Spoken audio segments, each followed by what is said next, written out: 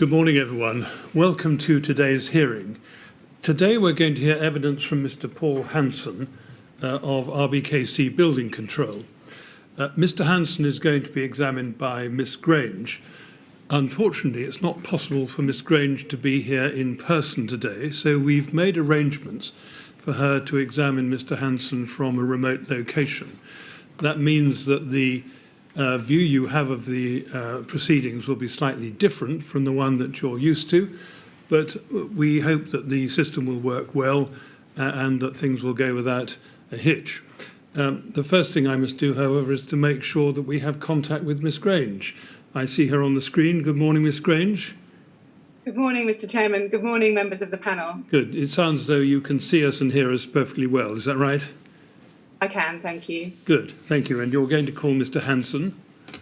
Yes, can we call Mr. Paul Hanson, please? Good, thank you. Mr. Hanson could come in, please.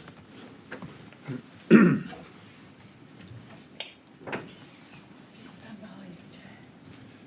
morning, Mr. Hanson. Good morning. I understand you're going to make the affirmation. The words, I think, should appear on the screen in front of you. Are they there? If not, could they be put up, please? Not yet. No, well, we'll just wait a moment. I do solemnly, sincerely and truly declare and affirm that the evidence I shall give shall be the truth, the whole truth, and nothing but the truth. Thank you very much. Do sit down. Now, Mr. Hanson, for your benefit, I can say this, that I know the mornings are quite long. We shall have a break in any event about halfway through the morning, usually around 11:15 or thereabouts. But if you feel at any stage you need a break, just tell me, and there's no difficulty. You can have one whenever you need it. All right? Thank you very much. Good. All right. Now, you know that you're going to be questioned by Miss Grange, and I think you know already that she is going to do that from a remote location. I hope that'll work well. We'll just have to see how we go. All right? Okay. Thank you very much. Thank you, Miss Grange. When you're ready. Yes, thank you. Yes, good morning, Mr. Hanson. Can you hear me clearly? Yes, I can. Good morning. Good morning. Can you give the inquiry, please, your full name? Paul Derek Hanson. Now, thank you very much for coming to give evidence today and assist the inquiry in its investigations. It's very much appreciated. I will be asking you the questions today.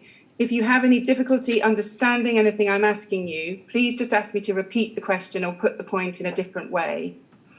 If you feel you need a break at any point, just let us know, and please keep your voice up so the transcribers can hear you.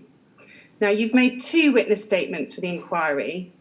Can I take you to the first statement? It's RBK 3033894.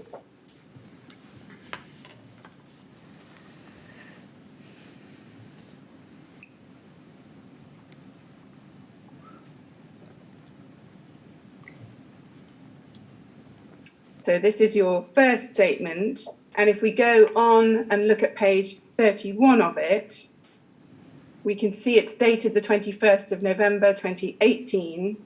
Is that your signature? That is my signature, yeah. And have you read that statement recently? I have, yes.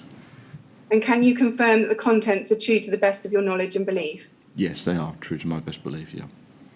Thank you.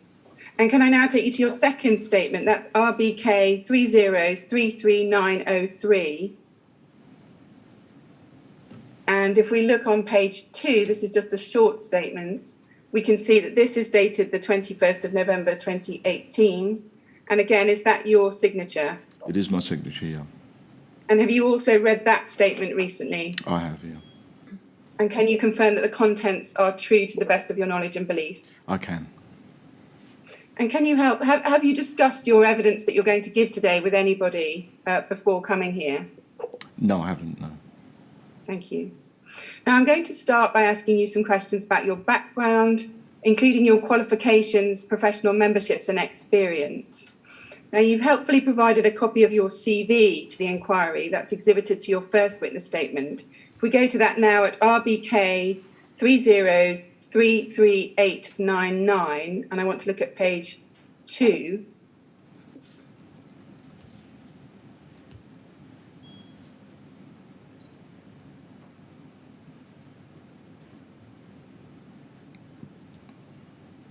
So it's RBK 3033899. Here we have the CV that you've provided, and we can see in that top section that you are a corporate member of the Chartered Association of Building Engineers, and you're also a corporate member of the Institution of Fire Engineers. So we can see that there, those are your qualifications and professional body membership.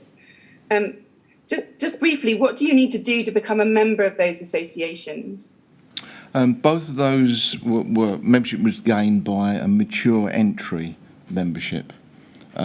So the process is quite similar to both organisations, whereby you basically submit descriptions of projects that you've dealt with, how you dealt with them. The fire engineering one is probably the easiest, where you describe projects that you've where fire engineering solutions have been used and how you've evaluated them, etc., etc. Yes, I see. And then, sorry. So, and also there is then, I think it was the ABE had an interview process as well. Right. So you have to do an interview with them. Yeah. Does ongoing membership of those associations require you to undertake continuing professional development, or CPD? It does, yes. And do you have to keep a record of that? Yes. Yes. What other professional qualifications do you hold? I don't hold any other professional qualifications apart from those. Okay, just those. Now, looking down on your CV, if we can go back to that page, you give us a history of your work experience. And we can see that under that section, that you were employed by the Greater London Council, the GLC's Building Regulations Division, on a range of work involving fire precautions, and that was from 1979 to 1984. Is that correct? That's correct. And then just a bit lower down on page 2, we can see that you worked for Westminster District Surveyor's Office between 1984 and 1988, covering the building regulations, but with your interest and experience more focused on means of escape and fire engineering. Is that correct? You say that at the end of that first paragraph under that section. You say, although the variety of work was interesting, my experience and interests were more suited to the field of means of escape and fire engineering. That's correct, yeah. The reason I said that is to explain the next, the move to RBKC. Mm-hmm. I see. So really, I was acting in the role as a building control surveyor after the abolition of the GLC for effectively a year. And then an opportunity arose at RBKC Building Control where they needed a specialist. So that's really my what I'm saying there. Yeah, thank you. I understand. And if we go over to page 3, we can then see your employment for RBKC. There you tell us from October 1988 to the present, you've worked for RBKC Building Control, and you say that you've concentrated on means of escape and associated fire engineering. Is that correct? That's correct, yes. And then if we turn on to page 4 of this CV, we can see that you've also sat on a number of committees responsible for developing standards for fire safety, including the British Standards Institute, the Association for Specialist Fire Protection, the ASFP, the Smoke Control Association at the bottom of that page, and then over to page 4, the London District Surveyors Association Fire Committee. Now, was membership of these committees by invitation? Were you invited to join those committees? Yes, all of them were, basically, yeah. Yeah. And in brief, what did membership of those committees involve? Right. If you just go back a page, just to remind me of the... So really it's split into two kinds of organisations. There is the British Standards, where basically what you're doing is part of a committee writing standards, British standards. So you have a range of people from different backgrounds in the industry, and I was invited on the British Standard Committee really to have a building control input Yes, I see. And then the other organisations were, the ASFP are a trade association who, they sort of champion good fire safety practice, and they really were looking for a building control person to help them on their committees. So they invited me. I think they noticed I had an interest in the particular subjects of duct work. Basically, that was really my involvement there. Yeah. So it's kind of that. It's a you meet people in this industry, and then they kind of put you forward as someone who might be useful on a committee. That's how that comes about. Yes, thank you. And on that British Standards Institute section, you tell us that you were involved in the development of both BS 9999 2008 and 2017 edition. That's the Code of Practice for Fire Safety in the Design, Management and Use of Buildings. Yes? That's not quite what I say, actually. So the first two British standards, I was a committee member, but then what I say is, whilst not a committee member, I've contributed to the development and illustration of standards published in. So what happens is when the committee decide to revise a British standard, they invite people to submit proposals for changes to the standard. So therefore I submitted the proposals, and some of those ideas were taken on board by the committee, but I wasn't actually part of the committee, so I didn't attend their meetings. I see. You were a consultee, basically. Well, I wouldn't say I was a consult. But yeah, I suppose. Not consultancy, because the way the British Standard system works is when they decide to revise a British standard, they invite public comment. So you can make submissions to, we think this could be written in a more clear way, or we think something could be addressed, and then they take on board the comments and decide whether they're appropriate or not. So that was my involvement. So I wasn't actually asked to contribute directly. It was the normal process of submitting proposals. I see. So that's 9991 and 9999. So the other the other committee regarding fire curtain barriers I did sit on. I see. Okay, thank you for that clarification. Yes, and as you just said, it also included you put in observations about BS 9991, both 2011 and 2015. That's the Fire Safety in the Design, Management and Use of Residential Buildings Code of Practice, yes? Yes, that's correct, yeah. Are you still a member of any of these committees now? Yes. Actually, could you put it back on the screen so I could just Right, the first one is the active fire curtain barriers. That committee is sitting again because it's the 5-year review. So I'm involved in that at the moment. The ASFP committees are really a constant, the constant work on those. So currently I am a member of the ASFP committees relating to ductwork. Yes, I see. And your CV records that as part of being on these committees that you were involved in writing some pieces of published guidance, is that right? So, for example, the Smoke Control Association's 2015 guidance, if we look on page 5. Yeah, what normally happens is that you are, as part of a team, work is distributed to write certain sections, yes. Yes. So with that particular guidance, can you help us as to exactly what your involvement comprised of? In particular, there's an illustration in that guide to help users of the guide understand how lobbies are configured. And you contribute to that illustration in the guide? Yeah, I contribute that illustration. There's some text associated with it. I see. So I think that was the part that I directly wrote. During the committee process, you tend to get in discussions about the way to approach certain things. So you make suggestions. So that kind of thing happens during the process. So you're sitting there making comments, forming ideas really. But the direct writing of the guide was in fact related to the staircase lobby arrangement. The diagram. But presumably, given that involvement, you are very familiar with that version of the SCA guide and the earlier version, the 2012 version? Yes. Thank you. Now, if we go to a different document now, RBK 30052249, this is a document which records your continuing professional development. So we can see it's your continuing professional development record for the period September 14 to December 17.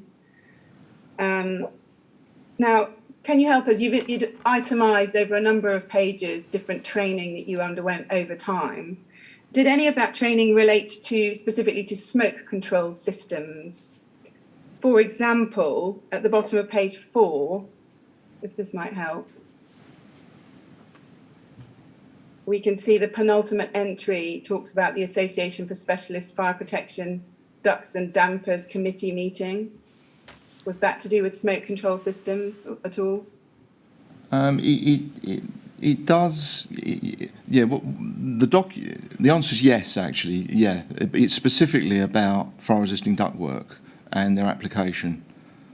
So there is the section in there that deals with fire-resisting ductwork. Yeah. Yeah. That's the only training that we can pick out of this log that seems to relate directly to smoke control. Is there any other specific continuing professional development that you can recall on that topic? Unless I've cited it down there, then no. Because remember, this is also part of a committee. So, yeah. Although obviously actually meeting with professionals, and this is also manufacturers, it kind of is a training exercise in itself, really, because you learn practical problems they have. But it's certainly not what I would call training as such. I understand. Thank you. I now want to turn to your role at RBKC. Now, you tell us, we don't need to turn it up, but in paragraph 1 of your first statement that you are a senior building control surveyor for fire regulations, correct? Yes. When did you become a senior building control surveyor within RBKC? I'll have to make an estimate of the time. I suspect, I would say the early 90s. Yes. So we know you joined RBKC in 1988. So you think within a few years, do you, that you became a senior building control surveyor? Yes. And if we could look back at page 3 of your CV that we had up before, RBK 30033899, at page 3, you tell us, I think, in this section that your job changed from building control surveyor or senior building control surveyor to principal fire engineer. Do you see that at the very bottom? Oh, at the very bottom, yes. 2018, my job title changed from building control surveyor fire regulations. Presumably that was senior building control surveyor fire regulations, was it? To principal fire engineer. Yeah, there was a So it was a promotion. To the term principal is a managerial role, basically. But there's two things happening there. Interestingly, is that the definitions at the time were looked at, and it was felt that building control of our fire regulations didn't really describe properly what my role was, and it was felt better to use the term fire engineer. I see. And are you still employed by RBKC? I am, yes. And what is your role now? Does that remain principal fire engineer? Yes, it remains principal fire engineer, yeah. And in your CV, you also tell us that you, in addition to working directly for RBKC itself, you carried out some work outside the borough under a local authority building control partnership scheme. Can you help us roughly how much of your work, say in around 2015 to 2017, was for buildings in RBKC and how much was for outside the borough? It would probably need to be an estimate. It wasn't a high proportion. I guess 10% possibly. Yes. And in your CV and in your witness statement, for the transcript, this is at paragraphs 32 to 34, you describe something called the means of escape team at RBKC. And if we look on page 3 of your CV again,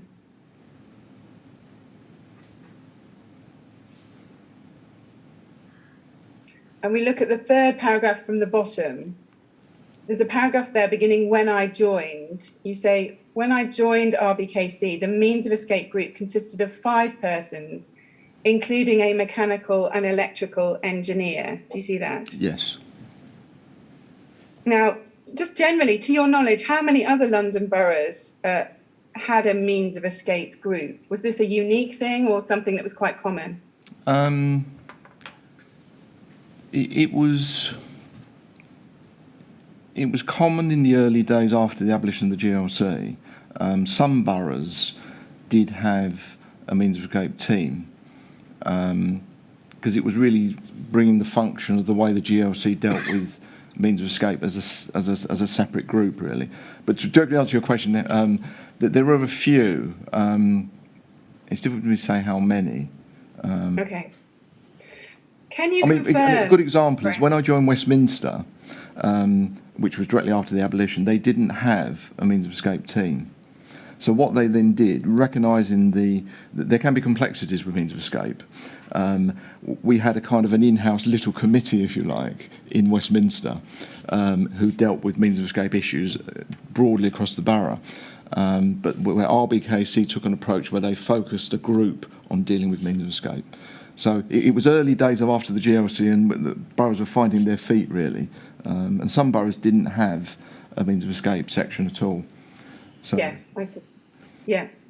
Can you confirm that before a 2013 restructure, the means of escape group comprised 3 officers, David Gammon, yourself, and Celia Burt? Is that correct? Yeah. Yeah. And by 2017 now, how large was the means of escape group? 2017 was just me. Yes, you tell us in your CV that you say it effectively became me alone. Does that mean that there were technically others working with you, or No. In fact, was it just you? No, it was me. Yeah, just me. It was just you. Yeah. And can you confirm that following the 2013 restructure and until the fire, you were line managed by John Allen at RBKC? That's correct, yeah. If we look at paragraph 14 of your first witness statement for a moment, if we bring that up, RBK 3033894, page 3.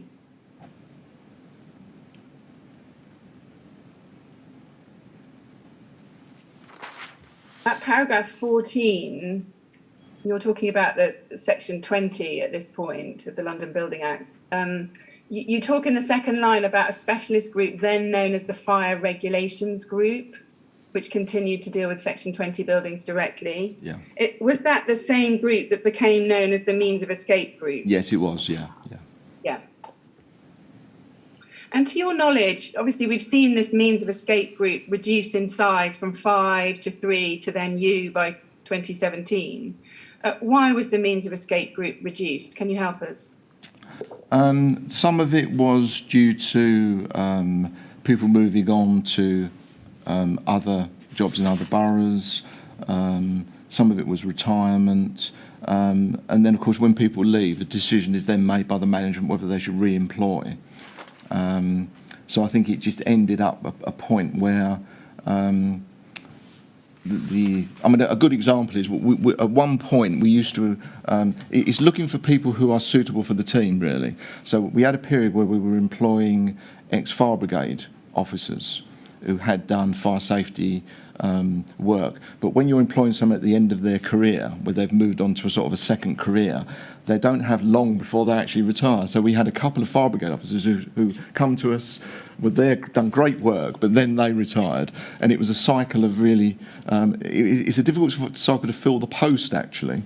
So part of it is natural wastage, and it's not an easy role to find the suitable candidate. Yeah. So there's all that mixture of things, really. Exactly. To your knowledge, were budgetary reasons behind the so the very last case was, my understanding is that the reshuffle was based upon the need to reduce the cost of building control. Okay. Now, if we could look at your first witness statement again, paragraphs 17 and 18.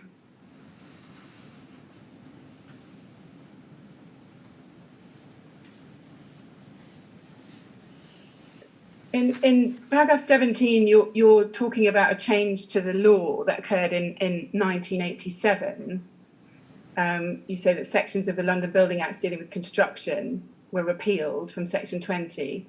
And then at paragraph 18, you say internal and external fire spread, formerly dealt with under section 20, passed to the area surveyor, i.e. the building control officer, and were dealt with under B3 to B4 of the building regulations. And then you say the fire regulations group, so that then became the means of escape group, continued to deal with the remnants of section 20 control and continued to act as a consultant to the area surveyor for means of escape in case of fire under B1 of the building regulations. And then you also tell us at paragraph 21, if we go over the page to page 4,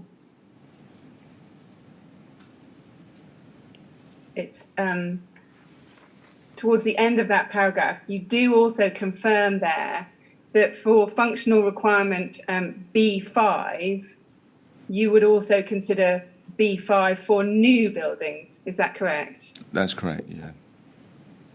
Now, just stepping back for a moment, is it right that the responsibility for ensuring compliance with all of the functional requirements, i.e. B1 to B5, those relating to fire safety, was ultimately that of the area surveyor, i.e. the building control officer? It was, yeah. I mean, it might be helpful that... Sorry. No, you carry on, yeah. Yeah, but is it right, though, that you were the expert on B1 and B5 and could also provide some observations on the B2 to B4 requirements? Is that right? Yes, that was the intent, yeah. It might be helpful if I explain a bit of background about why that occurred at a right juncture. Yeah, just briefly, yes. Yeah. By all means. Yeah. So in the GLC days prior to 87, you had effectively two sectors who dealt with fire safety. So the district surveyor, under the bylaws, used to deal with internal and external fire spread. Yes. And where I worked was the other sector of the GLC. I called them fire specialist group in my statement. We dealt with means of escape across a range of legislation and Section 20 buildings. And Section 20 are tall buildings where it was regarded that the standards of the bylaws needed to be upgraded because of the size of the building. So therefore, the function of internal and external fire spread for the taller buildings then fell to our team rather than the district surveyor. Yes, I understand. So that's how that worked. So therefore, when the abolition happened and we all amalgamated and Section 20 was repealed, so the part dealing with internal and external fire spread then, effectively I lost the job in dealing with that because that legislation no longer existed. So we continued dealing with means of escape. So therefore, the logical process that RBKC followed was to, as the area surveyor was used to dealing with internal and external fire spread under the bylaws, they then continued to deal with it under the building regulations as renamed B3 and B4. So just a little jump to that might help understand why they could ask us advice, is that the head of our team at that time, he felt that it might be a good idea if we offered to do all of Part B. Right.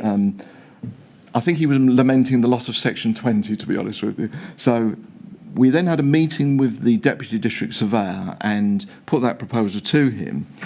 However, he felt that as the area surveyors were experienced in dealing with internal and external fire spread under the bylaws, and we effectively weren't because we only dealt with tall buildings under Section 20, it was better to continue for the area surveyor to deal with internal and external fire spread.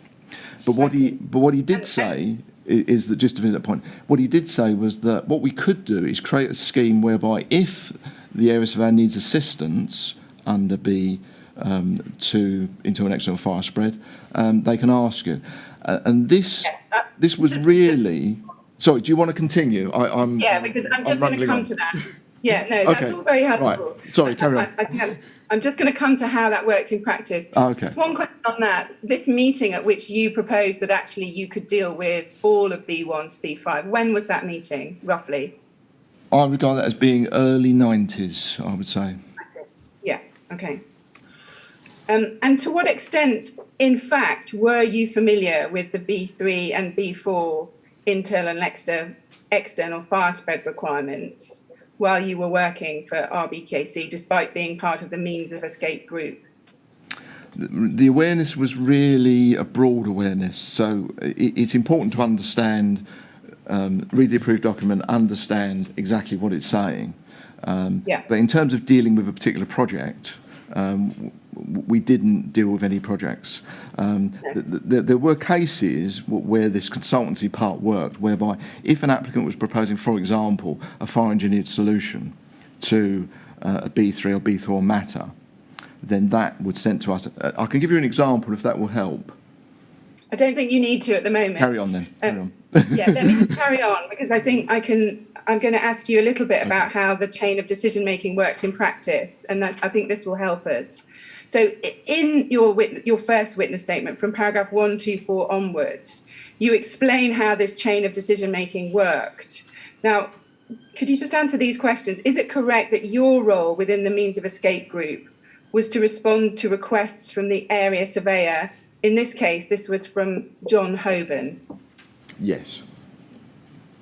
And you say this was the only role. Would the means of escape group have had any other role on a project like Grenfell Tower? Any other role other than responding to... Other than to respond to requests from Mr. Hoban? No, that is the only role. Yeah. In practice, would you be in direct contact with applicant building contractors and professionals working on the project? Yeah. Due to the process, you do end up discussing with the architectural team, because it's easy. We don't act as the observations are written observation, but when you actually need to help them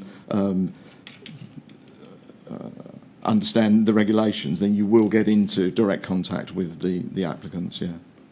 Yes, I understand. So is it fair to say this, that whilst you reported to, say, Mr. Hoban, it wasn't the case that all your interactions went through Mr. Hoban? You could have direct interactions on a project? Yes, absolutely, yeah. So the observations that were the written observations went back to the area surveyor, and then he sent them out to the applicant.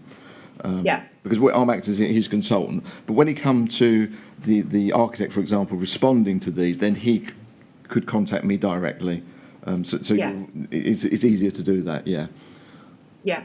Now, you tell us, this is at paragraph 130 of your statement for the transcript. Again, we don't need to turn it up. You tell us that your observations would be requested by, say, Mr. Hoban, by him filling out a form and the area surveyor ticking B1 or B5 as required. Is that correct? Yes, that's correct, yeah. But you've said also that if the request was for assistance with B1 only, that's means of escape only, that a form did not need to be filled out and simply a request made. Is that right? That's correct, yeah. This was really attempting to get rid of a bit of bureaucracy, because if... Does that mean... Sorry, can I carry on? Does that mean that simply a verbal request would be made by Mr. Hoban if it was only functional requirement B1 on which your observations were required? Is that right? Well, it wouldn't be oral because it would need to be in some, and at that time it was email, so therefore it would need to be an email requesting our observations. I see. I mean, theoretically, in the days before the use of electronic communications, i.e. emails, then they would bring the drawings around, but they wouldn't then need to fill in the form if it was B1 only. Yeah. The reason that was changed, it might help to elaborate why that was changed. Okay, yes. So you had this form you filled out, B1 to B5, tick the boxes that they'd like to give the observations on. The reality was most jobs, they were looking for observations on B1. So it almost become a chore, if you like, to fill out this form. And I think during the management process, they felt, well, let's just eliminate the form if it's B1, basically. So that really explains that point, really. I see. Thank you. Now, who was it, though, that made the final decision on whether the works were compliant with B1, with means of escape? Was that you, or was that the area surveyor, i.e. Mr. Hoban? ultimately it was the area surveyor, because we were giving observations and they had the option to effectively disagree with our observations if they wished to. So they did have the final say. I think it was rarely done, but there are occasions. So there may be occasions where we made on observations and there is an aspect of control that might mean that they couldn't ask for something we've mentioned that we may not be aware of. So yes, it was for that reason, really. Yes. So you tell us in your statement, this is at paragraph 133 for the transcript, that the area surveyor could choose whether to follow the advice given or not, but that normally the advice was followed. Is that correct? Yeah, that's really what I was saying. Yes, it is. That's correct. But I think what you're saying is that on some occasions, rare occasions, is that right? Your advice might not be followed. Yes. I mean, that has happened, yeah. Yeah.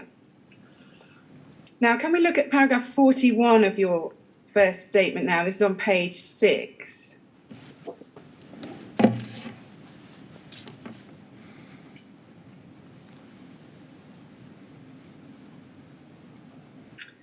You say this, you say requests for observations under B2 to B4 are extremely rare. So that would include internal and external fire spread under B3 and B4. You say they are extremely rare. And since working at RBKC, the Means of Escape Group has received one request other than B1 and B5 in 30 years. And that was a football pitch on a roof. Yes. Now, can I ask you this? Do you agree with Mr. Hoban that it was a failure on the part of the department not to have used the resource of a qualified fire engineer, i.e. you, for the benefit of the building control department as a whole, i.e. to more regularly advise on B2 to B4 issues as well? No, I would disagree with that, actually. And can you just briefly say why you would disagree? Yeah, the way the approved documents are written, that they're not written that you need a fire engineer to interpret them. The idea is that an architect can pick up the approved document, and if they design to the approved document, they should be able to provide a satisfactory solution. And also, the way the approved documents are written, or the other way around, actually, the type of officer who is used to administer the building regulations is a surveyor, and therefore they're written so he can understand the process. So you don't need a fire engineer to get involved in that. Where we become involved, and I'll give you a good example. Say, for example, there is another example I've now remembered since that statement, actually. It's quite a good one. So under B3, we look at fire time of buildings, basically. And if an applicant is following the approved document, there is a table where they look up what is the use of the building, how high is the building, and it tells you in the table what the fire time is. So that's a relatively simple process, and you don't need a fire engineer to help the area surveyor understand that. However, on this one project, the applicant was proposing a fire engineered solution. So rather than following that table, they were following a calculation procedure which gave you the fire time of the building. So that then come to me to look at the calculation procedure, and then you need the skills of a fire engineer to analyse the calculation and decide whether they've been carried out suitably for the proposal. Yeah, I understand you're saying that you don't necessarily need a fire engineer to interpret B2 to B4. And I understand you're also saying that on rare occasions you were consulted on those issues. But I think that the point is this, that having you in the department as a qualified fire engineer, wasn't it a waste of a resource not to use you more frequently to deal with, for example, internal or external fire spread issues? Well, not if the approved document was being followed. It's really a case where alternative solutions are offered. But one good example is actually B1. The reason why we get involved in B1 a lot is because the way B1 is written, that there are a lot of scenarios that people want to build in buildings that B1 doesn't allow you to do. And a typical example is your residential building connecting to a basement. Very desirable to have a car park in a basement, so the residents can come down in the lift to their car. But approved document B1 says you can't actually do that. You have to go to your car park, go outside in the rain to connect to your car park. So what is generally offered for residential buildings today is a fire engineered solution to enable the staircase and the lift to connect to a basement. So yes. Then you need a fire engineer to help analyse the proposals that have been put forward. The idea is the approved documents are intended to be... Sorry, I'm going to stop you there. All right, go for it. Yeah. We need to stay focused on my questions, otherwise okay. we're probably going to overrun. I appreciate you're trying to be helpful, but if we can just try and stay focused on the question I'm asking.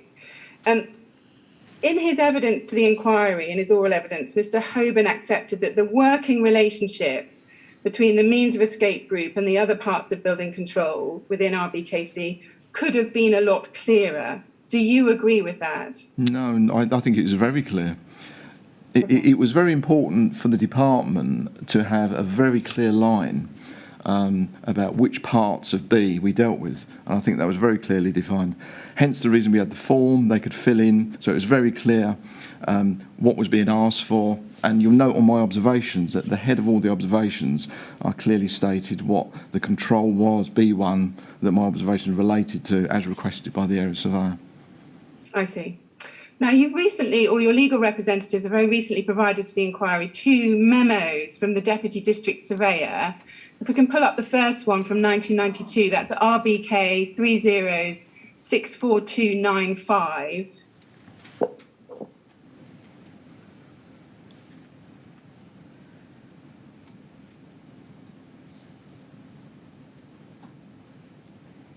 And I want to look at that final paragraph. It's helpfully highlighted there at the bottom. And if we pick it up 3 lines down, it says, the means of escape group when dealing with B1 will assume that parts B2 to B5 are being fully complied with. Now, were you aware of that memo when you were working on the Grenfell Tower project? I was aware of that memo, yes. And was that memo still current? Yes. At the time. So did that mean that when you were working on means of escape B1, you had to assume that parts B2 to B5 are being fully complied with? Yes? Absolutely, yes. And there's a following paragraph that helps us if that wasn't the case. When you say follow-on not paragraph, I mean the rest of the paragraph. So it reads, where this is not so, for example, if an applicant was provided a higher standard of surface spread of flame to permit greater travel distances or vice versa, then you must inform the means of escape group, yes? Yeah. Yeah.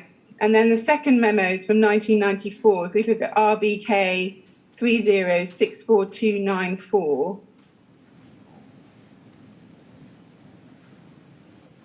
we can see on the third paragraph down from the top, it talks about new arrangements for means of escape. This is from July 94. And the third paragraph down, we get the gist of it. It says, from Monday the 18th of July 1994, means of escape will be undertaken by the area surveyor in line with the progression criteria as outlined below. Do you see that there? Yeah. So that means that the equivalent of, well, Mr. Hoban and his equivalents were to be dealing with means of escape from this point, yes? Yeah, prior to this, the area surveyors dealt with what we call in the industry small premises. So they had a role in dealing with those, and the idea was that, as really explained in this memo, was to make sure area surveyors were exposed to means of escape. I see. Because really, building controls need to be well-rounded and deal with this. So we were really a specialist team dealing with the, dare I say, awkward jobs or ones that needed specialist consideration. And this was really a process to get everyone up to speed with dealing with different types of projects, different sizes, as you will see, based upon their pay grade, effectively, progression. Can we go to an email now from the Grenfell project? This is RBK 30/48682. This is an email at the top we can see from Mr. Hoban to Simon Lawrence of Ryden, Simon O'Connor, also of Ryden, 5th of September 2014. And what Mr. Hoban is doing is explaining his role as the building control surveyor and yours as the building control surveyor for fire regulations. And he says, if we read the 2 main paragraphs, further to Neil Crawford's email concerning the Grenfell Tower refurbishment, I would confirm that I am the building control surveyor charged with dealing with all building regulations matters for the project. Paul Hanson is the building control surveyor, fire regulations for the scheme, and he will provide me with technical advice and observations on the proposals submitted under parts B1, that's means of escape, and B5, that's facilities for firefighters, in Schedule 1 of such regulations, as that is his reference for this project. Do you see that there? Yeah. And then he says, should you have any proposals and or issues that you desire technical advice on from this office under parts B1 and B5 of the building regulations, I would be grateful if you would contact myself in the first instance so that I'm aware of these matters as they may impact on other parts of the building regulations. So he's making clear that he still wants to be contacted about B1 and B5. Now, do you agree with that summary of how your work divided up on the Grenfell project? Yeah, it might be worth just explaining the B5 aspect, because during the process there was the discussion about the smoke control system, and this is really why I got involved in the project, because there was that complexity. So although the process by which John Hoban requested the observations for me is you don't use the form, I did point out to him, actually, there is a B5 reference here for the smoke control system. Yes. So I think that's why this was put in. I think, to be quite frank, what we ought to have said is B5 insofar as it relates to the smoke control system. I see. So, because outside of that, that was basically, as I understood, the B5 involvement. Generally, B5 on an existing building is an existing situation that mustn't be made any worse, basically. Okay. So that's normally why the area surveyor dealt with it. So I think that... Yeah, we'll come back to that. Okay. Yeah, we'll come back to that. If we move down this email, below in this email thread, there's an email dated the 2nd of September 2014 at the footer of page 1. There's an email, this is an internal email between the project team from Neil Crawford to Simon Lawrence and Simon O'Connor. And you are in on this email as well. And Mr. Crawford provides your contact details to Ryden, and he says this: Paul is a fire engineer and best placed to answer questions regarding dry riser and AOVs. John Hoban won't be able to provide any answers on his own and tends to refer to Paul all the time, which can be frustrating when you want answers. The contact details for Paul are. Do you see that there? I do, yeah. Now, would you agree that this suggests that while John Hoban had the overall responsibility, in practice he deferred to you on B1 and B5? I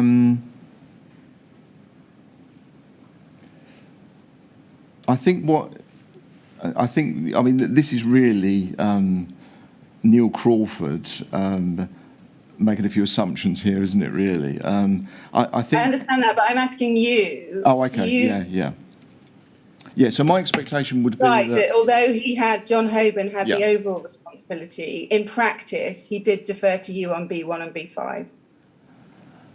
Well, my expectation is if there was a proposal under B5 that he needed advice on, he would have sent it to me for advice, basically.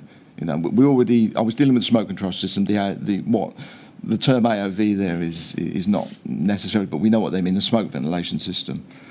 Yes, I understand he would have referred to you for advice, but in practice, do you accept that he was heavily dependent on you for B1 to B5 advice?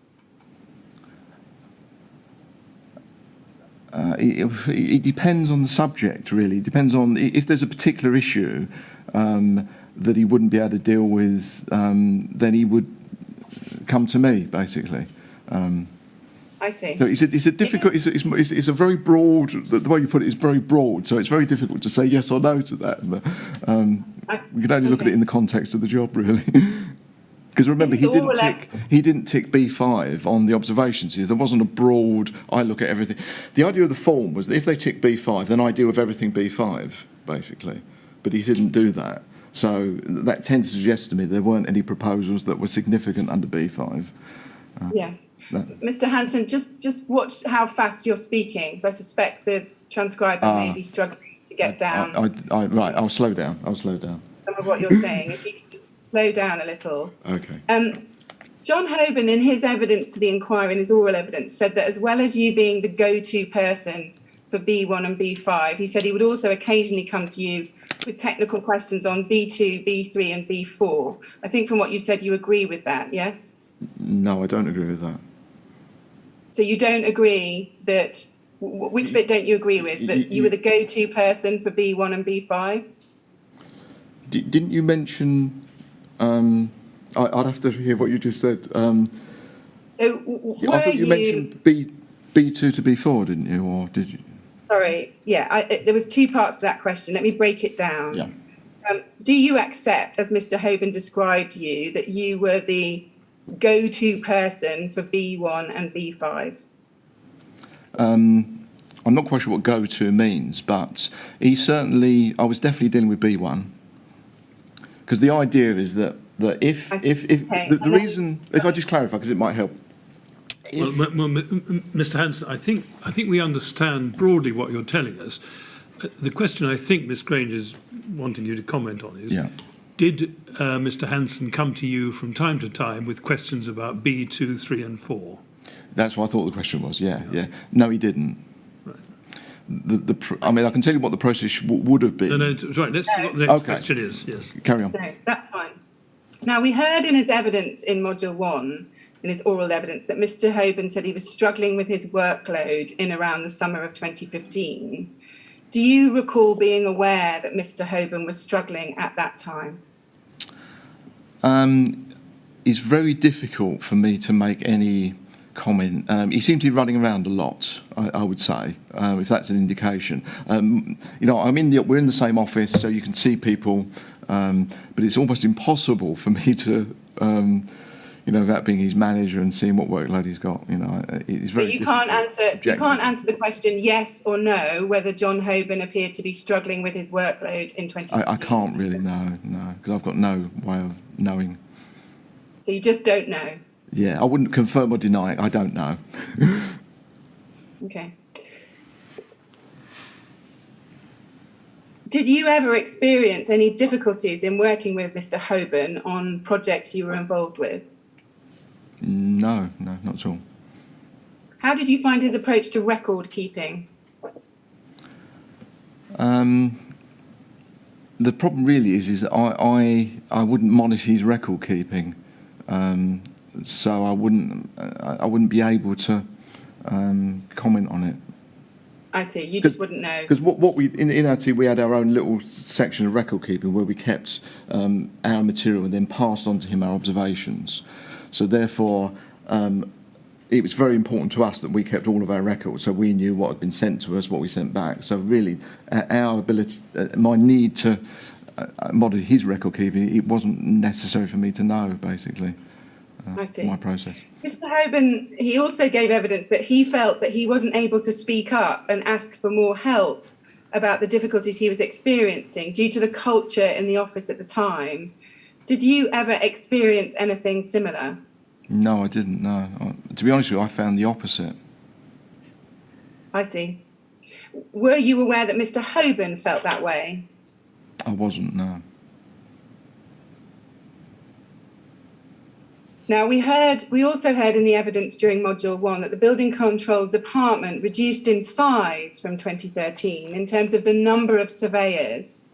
And then again in 2015 when surveyors left or passed away and were not replaced. Did you notice, due to that, any impact on the department's ability to discharge its functions at that time? I think I mainly noticed my own workload. And also, what happened to your own workload? Well, effectively, I was the only person dealing with the borough then. Bearing in mind that, as we've established, I deal with the jobs that are sent to us that are the larger, more complex or fire engineer jobs. So I'm not dealing with to be clear, I'm not dealing with every fire safety aspect of B1. But obviously my workload effectively, because there was, as you've established, there was three of us, a trainee plus my colleague. So I then needed to deal with their work as well. So it effectively doubled, I suppose you could say. Yeah. And we also, of course, lost our mechanical and electrical engineer. Yes, I'm coming on to that in just a moment. Between 2012 and 2016, did you ever experience a time when you felt you were unable to carry out your duties properly due to workload pressures? I certainly felt the pressure. Yeah, absolutely. And yeah, I did. Yeah.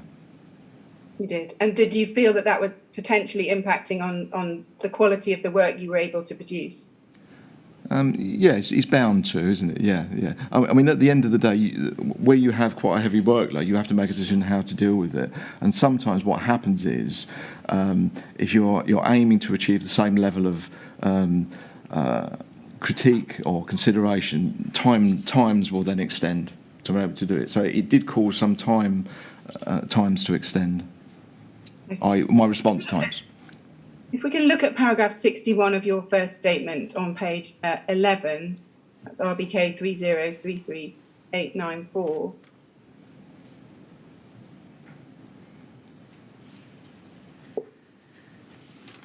Here you say, I cannot confirm compliance on site as inspections are not my reference or responsibility.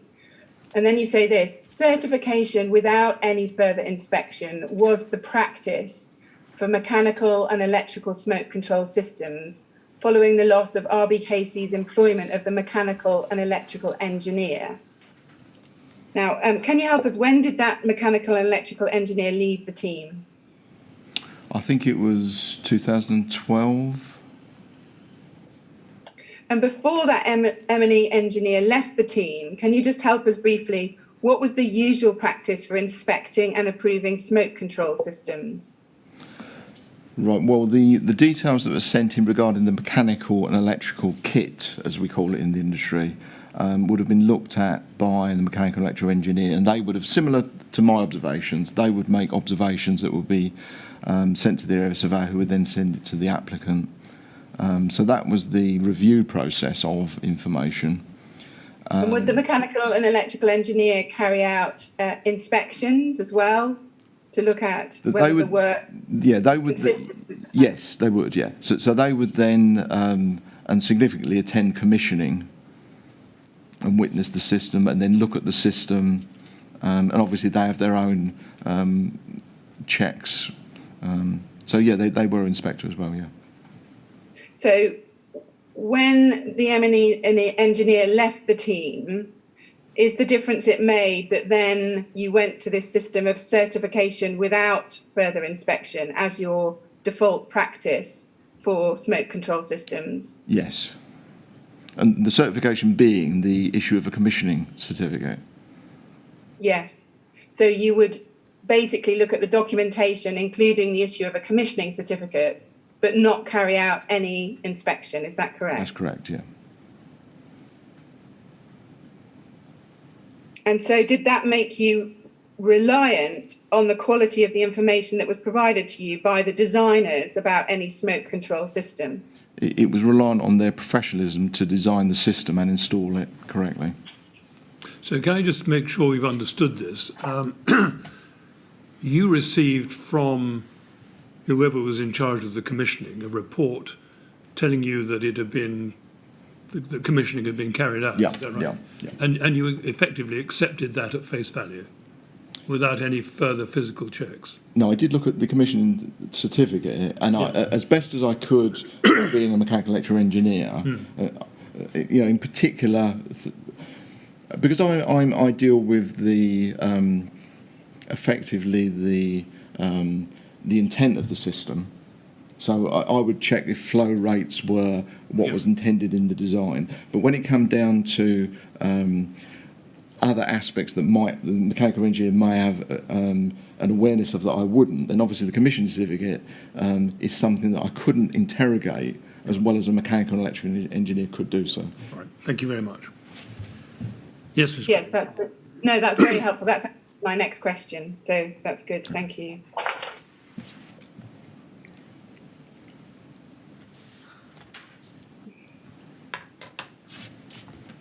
Thank you.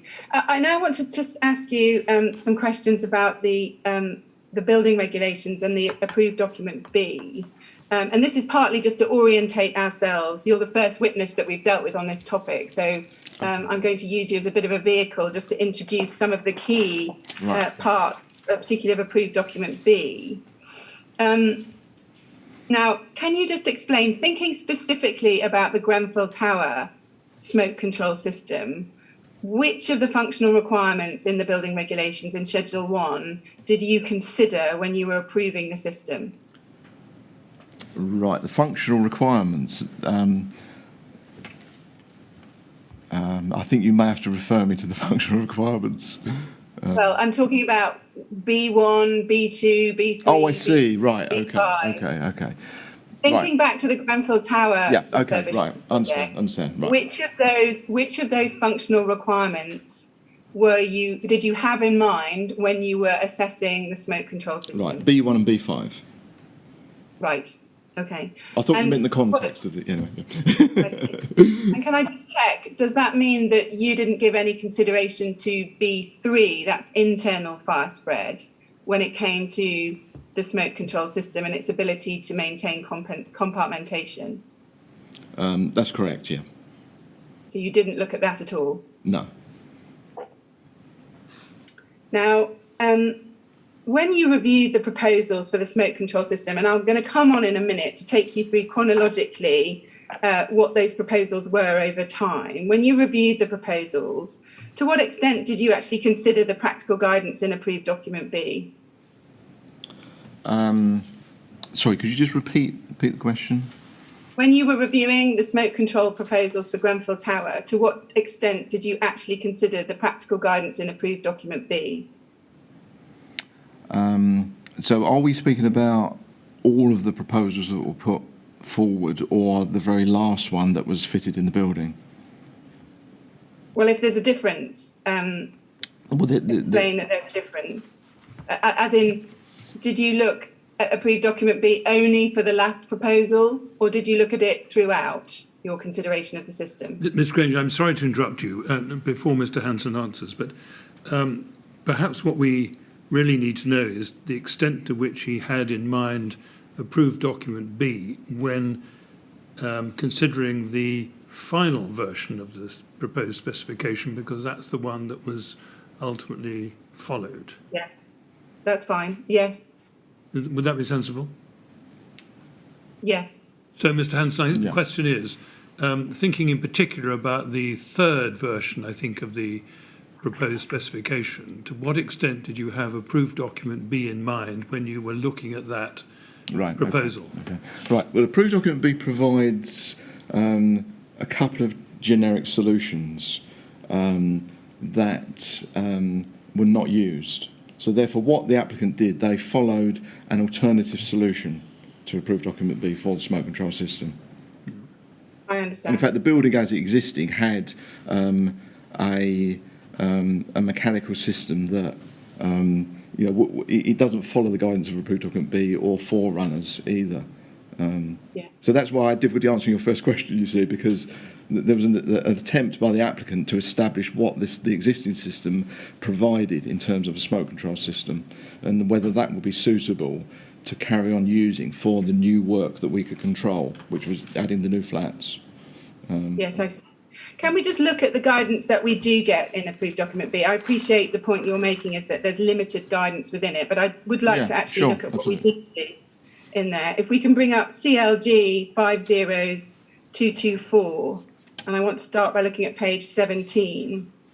So just to help you, this is the 2006 edition incorporating 2007, 2010 and 2013 amendments. So it would have been the version that was applicable during the time you were considering the smoke control system. And we can see that this is guidance from the Secretary of State on requirement B1, that's the means of escape functional requirement. And if we look at B and E on the list, it says in the Secretary of State's view, the requirement of B1 will be met if, and if we look at B, it says the routes are sufficiently protected from the effects of fire where necessary. And then at E, there are appropriate facilities to either limit the ingress of smoke to the escape routes or to restrict the fire and remove smoke. Do you see those? Yeah. So those are the performance requirements that the Secretary of State has set out in this guidance. And then if we go over to page 18, I just want to read Roman numeral 9 at the bottom, penultimate point in that left-hand column. It says this: protected stairways are designed to provide virtually far sterile areas which lead to places of safety outside the building.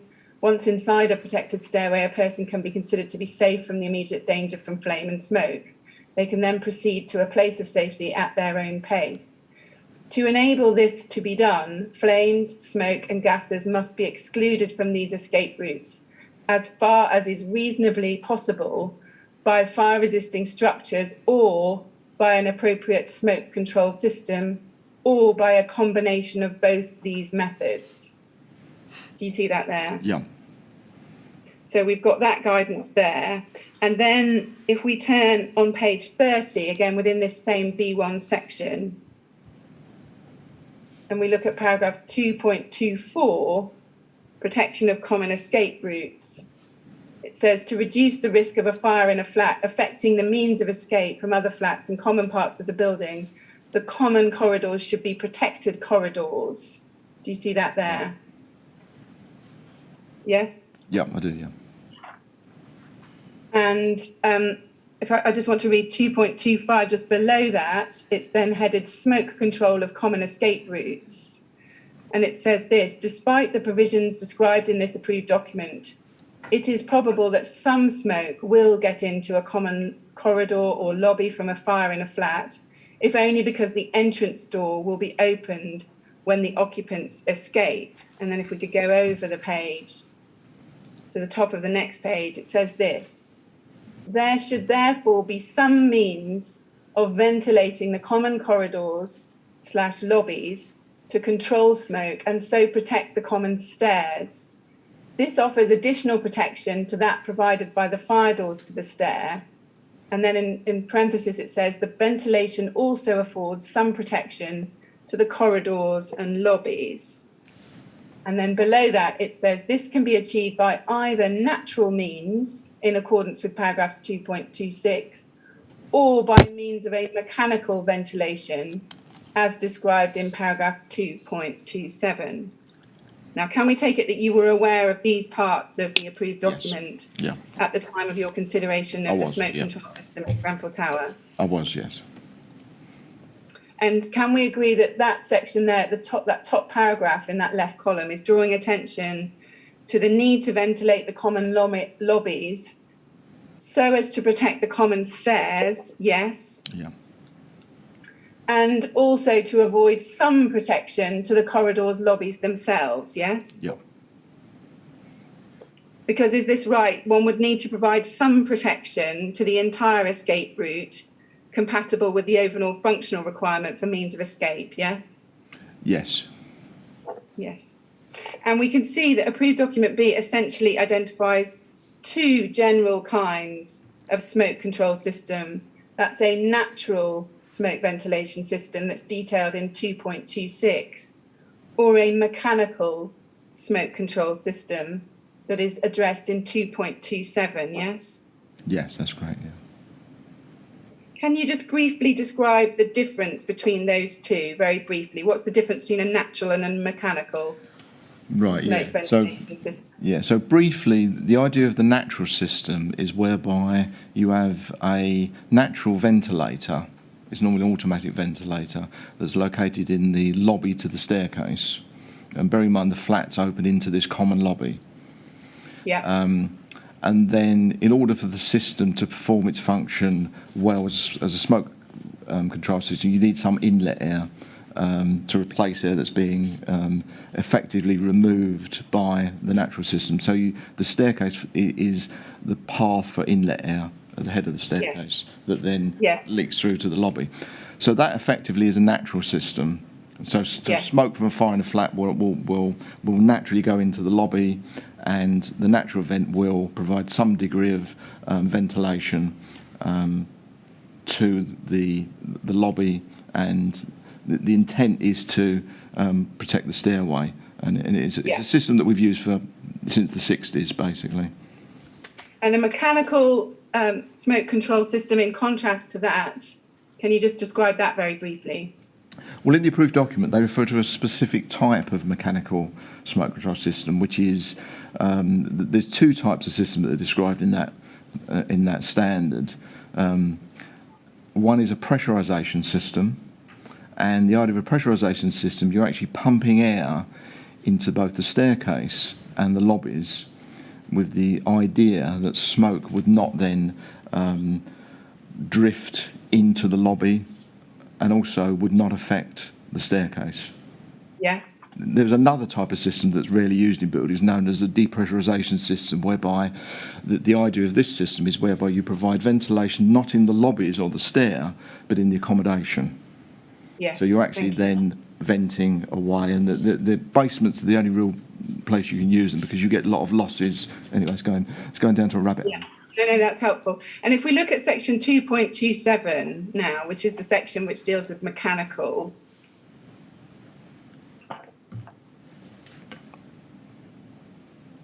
we can see it says this: as an alternative to the natural ventilation provisions in paragraph 2.26, mechanical ventilation to the stair and or corridor lobby may be provided to protect the stairs from smoke. And then guidance on the design of smoke control systems using pressure differentials is available in BS EN 12101 Part 6 2005, yes? Yep. So can we agree that approved document B doesn't provide any further definition of a mechanical ventilation solution? Agreed, yeah. And the only one that's referred to there is in one using pressure differentials in BS EN 12101 Part 6, yes? Agreed, yeah. I just go back to page 30 again within this section and look at 2.23. So we looked at that. It said escape routes in the common areas should comply. Sorry, we didn't look at that, and I want to take you to it now. Escape routes in the common areas should comply with the limitations on travel distance in Table 1. However, there may be circumstances where some increase on these maximum figures will be reasonable. And then we can see just to the left of that, we've got Table 1. It's headed limitation on distance of travel in common areas of blocks of flats. And we can see that it's saying that the maximum travel distance from a flat entrance door to the common stair or stair lobby in one direction only is 7.5 metres. Do you see that? Yes. So that's the maximum travel distance, albeit in 2.23 it does say that there may be circumstances where some increase on these maximum figures will be reasonable. Do you see that as well? Yeah. And were you aware of that maximum distance of travel, 7.5 metres, when you were considering the smoke control system at Grenfell Tower? Yes, I was, yeah. Now, further guidance on smoke control systems is set out in a number of other British standards and guides, and I just want to look at a couple of those now. Perhaps, Mr. Chairman, I can just do this and then we'll break. Yes, very well. So BS 9991 2011, that's Fire Safety in the Design, Management and Use of Residential Buildings Code of Practice. If we can look at that at BSI 50621, page 7, sorry, let's look at that first. BSI 50621, there we can see the front page of that publication. And if we go to page 73 and look at clause 26.2.5, we can see it says in the second paragraph, a mechanical smoke ventilation system should demonstrate equivalent or better conditions in the lobby or corridor and stairs than the natural ventilation system that it replaces. Do you see that? I do. And it says in note 1 immediately below, this is usually shown by a comparative computational fluid dynamics analysis. Do you see that? I do, yeah. Were you aware of that guidance at the time you considered the government? I was aware of that guidance, yeah. Okay. Sorry, can I just ask a question on that? That paragraph that's just been read to you, which refers to the natural ventilation system that it replaces, what is that referring to? Right, that refers to this is an alternative code of practice, but the principles that we saw in approved document B, which was the lobby ventilation system, the natural lobby ventilation system that I was asked to describe, that is the system that would replace. I mean, I asked the question because it seems to contemplate a comparison between the natural ventilation system that's identified and the proposed mechanical system. Yeah. And how do you identify what natural ventilation system is the comparator? Right, okay, yeah. So the performance of the two systems effectively is what you're saying. Chairman, I think it might help. Mr. Hanson, is the reason why they're talking about replacing a natural ventilation system that in many buildings that are existing buildings, they would have originally had a natural ventilation system? And what this British standard is talking about doing is then upgrading that to a mechanical system.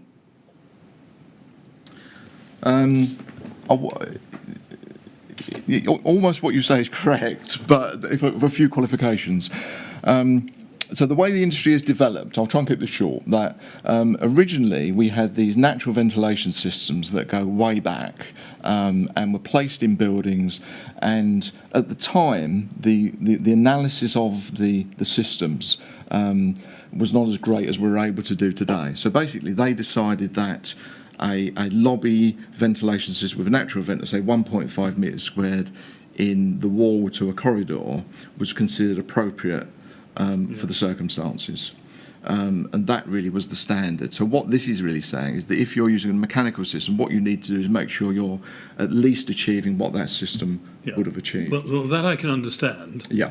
I think, if I've understood you correctly, you're saying it assumes that there is an existing natural system which is going to be replaced by the mechanical system. No, it's not saying that. It's really saying that when you're using a mechanical system, there is actually no defined extract rate, or because that's really what we end up with, an extract rate that you could apply to a mechanical system. Right, well, I'm going to let this... Yes, I'm sorry. Yeah, so therefore, you're really saying, does this achieve the same objective as the natural system did achieve? I can see where you're coming from. Well, yeah. I think I understand what you're telling me. I'm a bit concerned that I shouldn't interrupt Ms Granger's line of questioning too seriously, so I'm going to let her get back onto it. If we can look at page 160 within this document, this and look at paragraph E2 of Annex E in this BS 9991.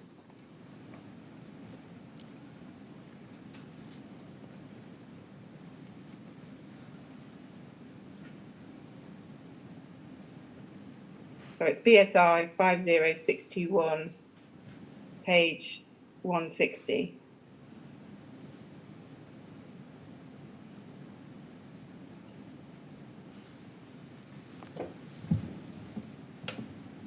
Yes, so at paragraph E2, it's describing two main methods of smoke control, natural and mechanical. And it notes that mechanical can take the form of a pressure differential system. You see in B. Yeah. Mechanical smoke control systems, this can either take the form of either a pressure differential system or a mechanical smoke ventilation system. And I think you explained that earlier in your answer, that either you have a system typically which would pressurize the stairs and the lobbies, or you have some kind of mechanical extract system, yes? No, let me just qualify that.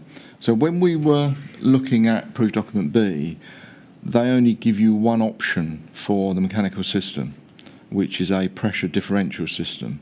And there are two types of pressure differential systems, so that's what I explained, the pressurisation and the depressurisation. Now, what this is now doing, after the word or a mechanical smoke ventilation system, this is a different system. I see, yeah. So you've now actually got three forms of system. You've either got a natural system, you've got a pressure differential system, and you have a mechanical smoke ventilation system. There's a slight complication because of the term they use for pressure differential system, because it's a code that deals with two types of system, a pressurisation system and a depressurisation system. So they call it pressure differential. They used to call it pressurisation, but there we go. Hopefully that's clear. I see. And if we look at paragraph E6 of Annex E, at page 161,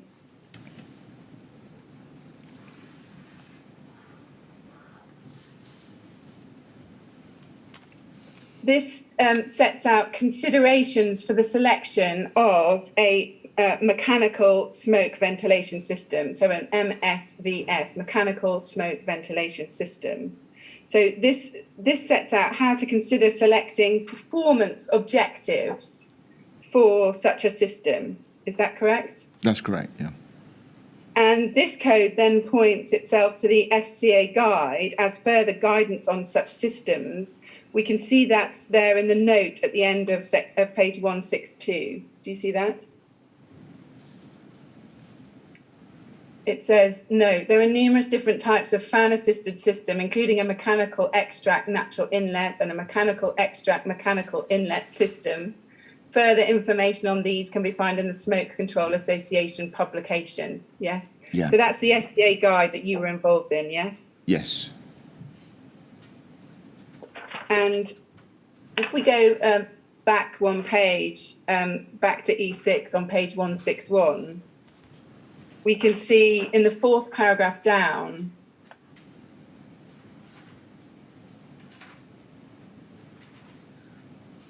it says this, it says, it is important that the ventilation rate of a mechanical smoke ventilation system is decided through an assessment of any specific risks within the building and verification through a computational fluid dynamics analysis or a mathematical calculation. Do you see that? I do, yeah. And were you aware of that guidance at the time of Grenfell? I was, yeah. And then if we can look at this stage, and we'll come back to some other passages in this later, at the SCA guide that we've seen referred to there in this British Standard. And I want to look at the guide for 2015, which we find at RBK 402932. We can see this is revision 2. It came into force in October 2015. And it's right, isn't it, that the previous version was the 2012 version, yes? It was, yeah. And we can see your name in the list of contributors at page 2 of this Smoke Control Association guidance. That's correct, yeah. 3 from the bottom, Paul Hanson, RB, Royal Borough of Kensington and Chelsea. And I want to look at paragraph 5.1 of this guidance on page 11. This is under chapter 5. This is objectives and performance criteria. And I want to read what's in the box and in the paragraph below it. So it says this, it says, where the building design and the ventilation system are in direct conformity to ADB, to the building regulations or equivalent outside England and Wales, there is no requirement to consider objectives or performance criteria, as the ventilation system is deemed to be suitable by virtue of its prescription to the relevant document. This section then does not apply. And then immediately below it says, in other cases, it is necessary to consider the objectives and performance criteria for the system. Depending on the design of the common escape routes, this can either take the form of an assessment to ensure that the proposed design provides equivalence to the prescriptive systems, or a detailed engineering analysis. Now, I take it you were aware of that at the time of the Grenfell project. Yes. So is it right that what this is saying is if you're putting in a ventilation system that's in direct conformity with ADB or the building regulations, and we know that ADB only really refers to, well, it only refers to one British standard where you're talking about a mechanical system, that's BS 12101 part 6. Where you're doing that, there's no requirement to consider objectives or performance criteria, as the ventilation system is deemed to be suitable by virtue of its prescription to the relevant document, yes? Yeah, correct, yeah. So if you're following a British standard to the letter, it's deemed to be suitable.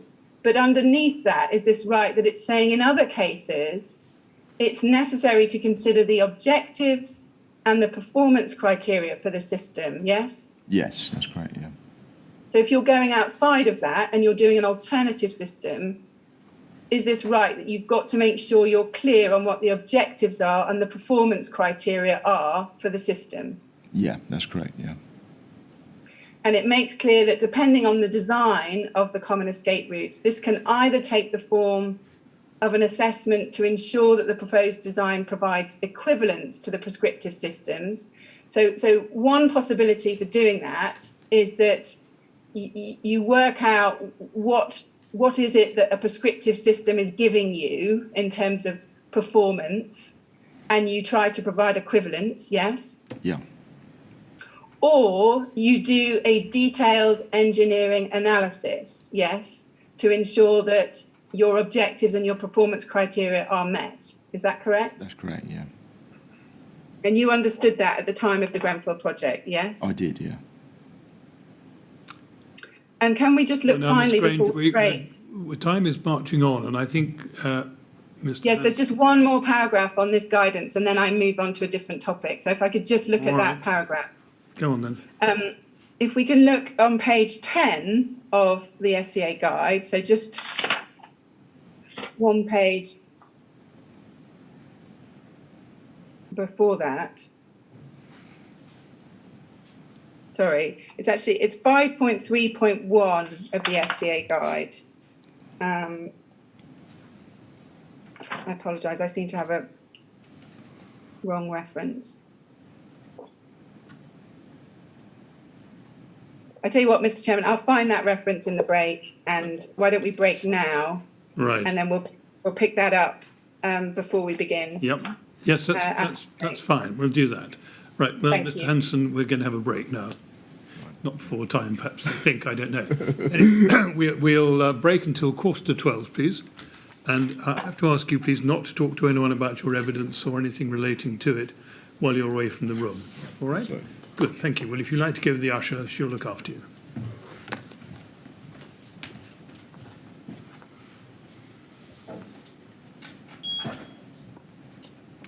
Thank you very much, Miss Grange. 11:45, then, please. Thank you. Thank you.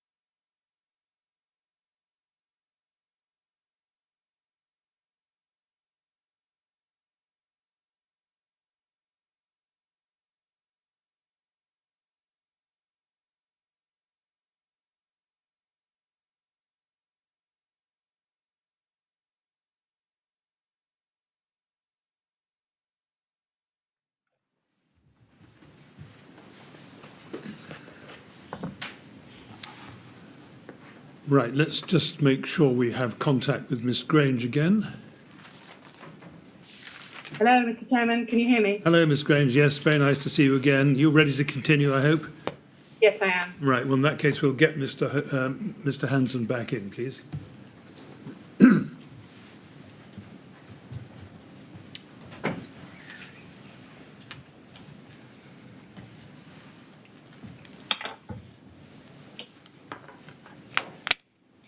All right, Mr. Hanson, ready to carry on? I'm ready. Thank you. Good, thank you very much. Yes, Miss Grange, when you're ready.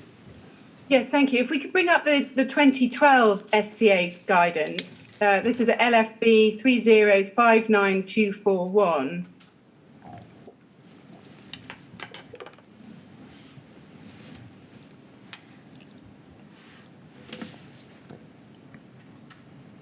And there we see the front page and the date from June 2012. And if we look at page 10 of this, at 5.3.1, we can see there a section on performance criteria and commentary about setting performance criteria and the steps that need to be carried out.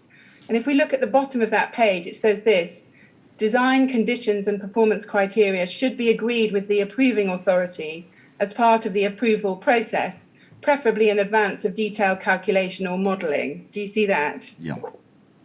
And were you aware of that guidance, that design conditions and performance criteria should be agreed with the approving authority as building control, yes? Yes, yes. And as part of the approvals process, yes? Yeah. Now, I want to ask you now about some more specific questions about the Grenfell project, starting with your initial involvement. If we can look at paragraph 91 of your first witness statement on page 18.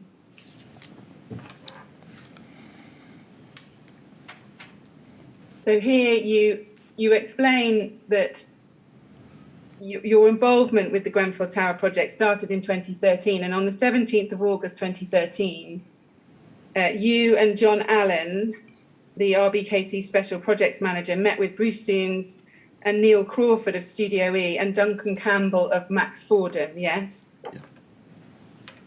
And you tell us at paragraph 94 that during that meeting, I asked about the existing lobby protection system in relation to ventilation to stairway lobbies, providing protection to the single stairway. Do you see that there? Yes, I do, yeah. Now, what were you told about the existing lobby protection system at that meeting? They said it was an existing system. And I mean, my recollection was it was probably pointed my questions by me, actually. Do you know how the system works effectively, was my question to them. And they, apart from it being a form of extract system, they didn't seem to know how it works. I see. Now, in paragraph 95, you say that you expected it to be a natural ventilation system, but that you were told that it was a powered ventilation system and they were not sure how it worked, yes? Yeah. Now, would you agree that, in fact, it's correct to refer to the existing system not as a powered ventilation system, but as a natural ventilation system, but with a mechanical override function for the fire brigade if necessary? The problem is we never were able to establish how the system was designed. So there's quite a bit of... So does that mean that you didn't know that it was a natural ventilation system, but with a mechanical override function as necessary for the fire brigade? I didn't know that, no. No. If we can go to RBK 303390.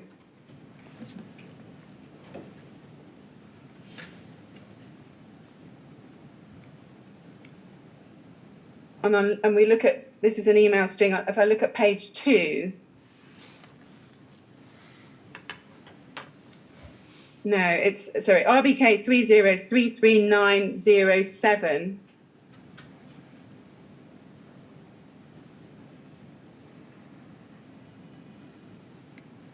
What you suggested is an unusual idea, but anyway.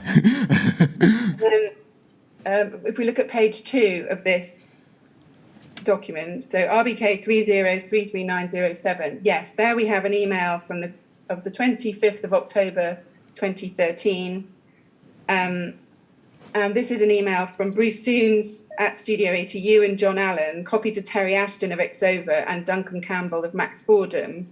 And he says, "Dear John and Paul, further to our meeting at RBKC on the 17th of August, we're now in a position to forward you our proposed fire strategy for Grenfell Tower for comment.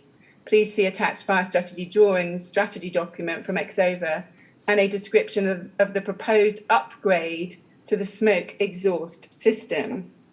And he says, "As discussed, you will forward this to London Fire Brigade so that the TMO may receive a response as soon as possible. We believe that agreement on the smoke ventilation to the tower is the single biggest risk to the proposals, but we don't think it's reasonable to leave the existing system in place." Now, what was your understanding of the phrase biggest risk to the proposals? The smoke ventilation is the single biggest risk to the proposals. What did you understand that to mean? Well, they really needed to make a decision on what to do about the system. Because prior to this, they were thinking of retaining the existing system, but didn't seem to be able to establish how it worked. And then they made the decision to replace it with the system. I see. So it's obviously a significant. To answer you, I'm trying to answer you. It was obviously a significant part of the project to make sure this works. Basically, whatever we propose is understood and by all parties. Yeah. And had you communicated that it was the single biggest risk to the proposals? Was that something that either you said or John Allen said? I don't think we put it in those words, but what we tend to do with projects is identify the key elements that are important to being resolved in any project. So, I don't think we'd have said it in those terms, but I suppose the inference is that this is something that needs to be considered as early as possible, really. I see. If we can go to MAX 50867, this is one of the documents that Bruce Soons attached in that email to you. This is called Smoke Control Proposals Revision A, produced by Max Fordham and dated the 25th of October 2013. Do you recall reviewing these proposals? I do, yeah. And what was your overall assessment of the proposal at this stage? Did you think in principle it was acceptable? No. Because why? Just in short. In short, the system proposed was based on an air change rate, which doesn't follow any of the known guidance for lobby ventilation systems. They were really basing it on the idea of a generic value that's used in car parks, and without going into too much detail, it would not work for a lobby system because it's just the wrong idea. I see. If we go to MAX 306475, at page 34,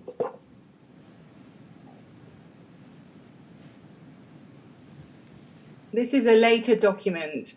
This is from the Max Fordham employers' requirements for MEP services. It's dated the 28th of November 2013. There's a tiny date in the bottom right-hand corner. And under the heading existing system, it explains this. It says, the system comprises a fresh air shaft and a smoke extract shaft serving all of the lift lobbies on the residential levels of the building. The system is designed to work as a natural ventilation system, but supply and extract fans are also included to enable the fire brigade to provide additional mechanical ventilation if they consider that to be advantageous in dispersing smoke. You see that? Yeah. Now, I think you said earlier that you were never made aware of how the existing system was intended to work. Does this mean that you never saw this explanation? No, I'm sure I did. It's just that it's difficult to know whether this is how the system was intended to work. Because there's no reference to why they believe that was the case, you see. So there's lots of speculations on how the system was used, Yes, I see. Yeah. And just to orientate ourselves in terms of that existing system, can we just look at that in diagrammatic form? If we can go to a helpful diagram that Dr. Lane produced at phase 1, this is BLA 405481, and I want slide 173 of Dr. Lane's presentation.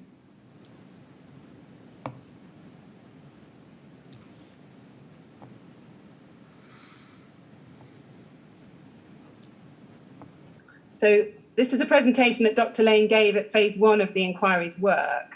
And this is the operation of the original smoke control system. And we can see from this diagram that what she's showing is that an airflow is going into the tower at low level, is then going up the south shafts, and then smoke naturally is drawn up the north shafts and extracted to the outside. Do you see that? Yeah, I mean, from the diagram, I would say it isn't a natural exhaust, is it? Is the symbol, the propeller symbol, is that intended to show a fan at the top of the shaft? Yes, I think so. The way it seems to be described in that Max Fordham diagram that we document that we just looked at is that those fans are there as an override for the fire brigade to trigger if they felt they needed more power into the system, but that principally the system was designed as a natural ventilation system. Does that make sense? It could have, yeah. They're very narrow shafts, though, for it to work as a natural system, I would say. Yes, I think it's right, isn't it? The shafts were 0.48 metres squared. Yeah. I mean, is that correct? Yeah, I mean, at the time with the GLC, shaft systems were, this is very early, almost experimental work, really. The BRE done a study many, many years later about shaft systems, but a lot of people were experimenting with them. But just looking at the size of the shafts, it wouldn't have worked very well as a natural system, to be quite frank. I see. Because there's not enough, the shaft is just not big enough. Right. Can we go now forward in time? Just this is tracing back to the stages that occurred on the project. If we go to SEA 409494,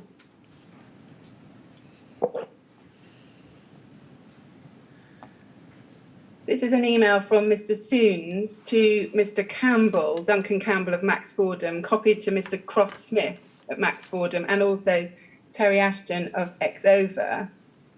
And Mr. Soons says this, he says, Duncan, I've spoken to Matt, but in brief, these are the points Paul Hanson discussed with me earlier today when he called.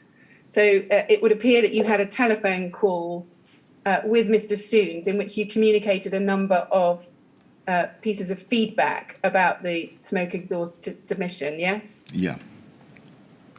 And if we look just down, they're only on one page. If we can just look, there's these points before the diagram, and then if we look down the page, there's some more points at the bottom. Do you see those? Now, I'm not going to ask you to read them in detail, but does that appear to be a list of the key points you were raising with him on the telephone?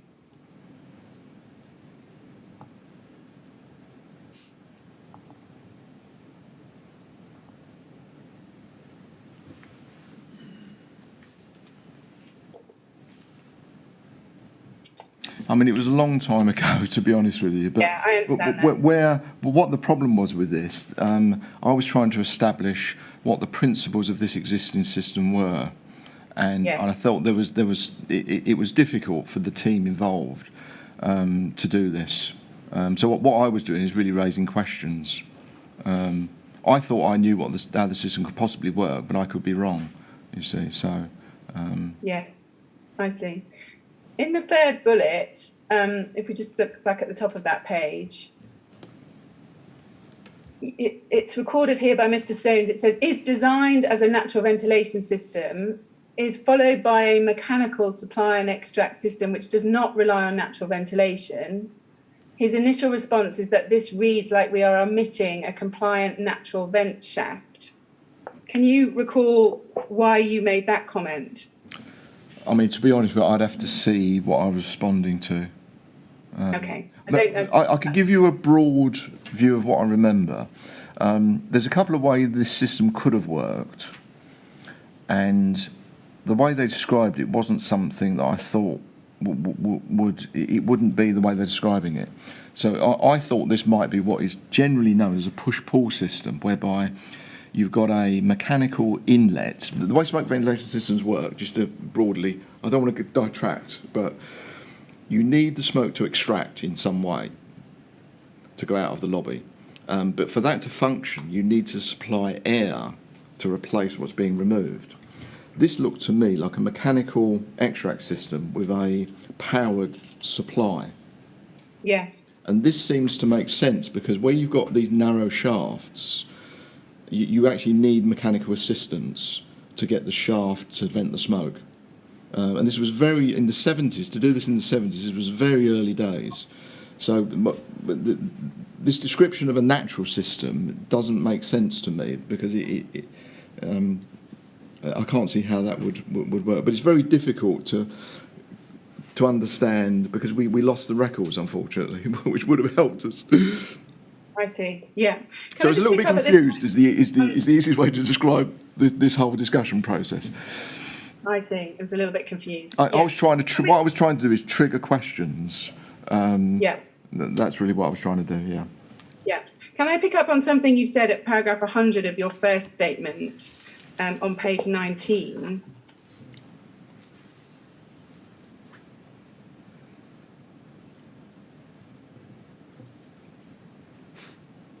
You say there, it is to be noted, we could not require the applicant to make the existing smoke control system any better than it was, as we have no power under the building regulations. Now, I think there you're describing the non-worsening principle, is that correct? That's correct. Under the building regulations. Can you just explain to us in practice how that non-worsening principle would apply if the existing system was in fact broken? Would that affect your consideration of non-worsening? Right, yeah. So take the extreme case then that we have a building that has a non-functioning system. So under the building regulations, we could not go into an existing building and ask them to repair the system, upgrade the system. There's other legislation that deals with that, basically.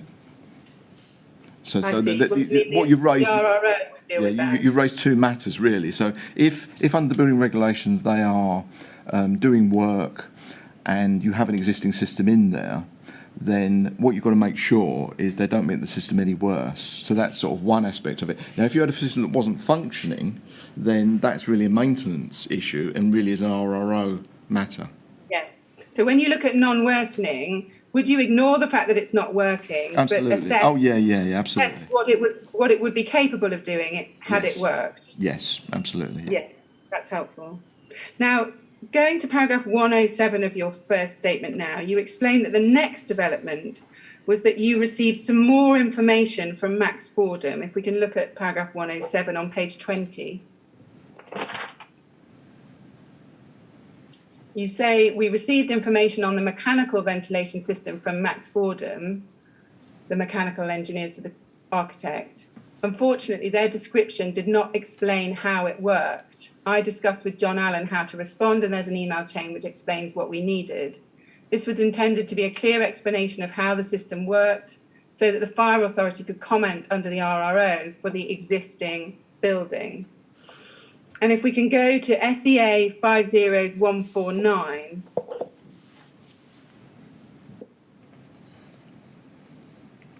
This is an email from Duncan Campbell of Max Fordham to you, dated the 7th of November 2013. It's copied to Mr. Soons at Studio E, Terry Ashton at Exova, and also Mr. Cross Smith at Max Fordham. And Mr. Campbell attaches a schematic diagram of the smoke ventilation system prepared by Max Fordham. We can see that if we look at TMO 100398880.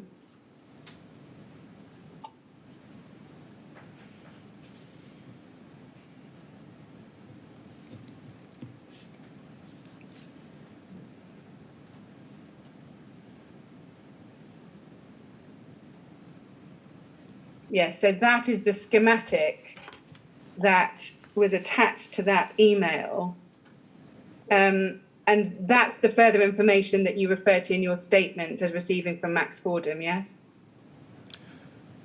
To be quite frank, now I can't specifically remember. Okay. To be honest with you, recall... I don't actually recall this drawing. Are we sure this was sent to us? Because that email, my recollection... As far as we understand, this was the schematic that was attached to that email. That's right, our okay. understanding. You may be right. You may be right. I can't now recall. So do you remember when this email was sent that Max Fordham was proposing a new mechanical ventilation system for Grenfell Tower? Can we just go back to the email? Yes. It's difficult in time. If I tell you what my recollection is in the sequence of events, that's probably the best thing. There was some correspondence where we were trying to establish how the existing system worked, and the last piece of correspondence, I believe, was the email that John Allen wrote, myself and John Allen wrote, just to explain to them what we're really looking for them to explain the system. So I don't know how that links with the emails you're speaking about, but that kind of ended, as far as we were concerned, the discussion about the existing system. We didn't hear anything since then, I believe, from memory, and then we received the proposal for the 10 air change system. So yes, that's my recollection of the events. If we go back to the email, SEA 50149, if we look at point 5 on page 2 of the email, there's a query about flow rates and air changes. It says, having discussed this with Exova, we've been unable to find a ventilation standard which could be directly applied to the existing system.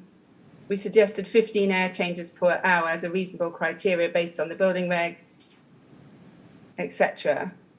And then it says, as the system would be only venting one level, the flow rate would be relatively small, of the order of 0.4 meters cubed per second. It would be possible to increase the ventilation rate if that was felt to be beneficial.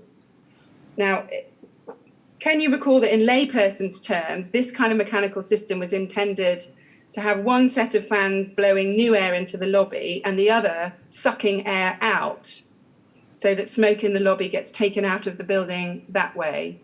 Do you recall that?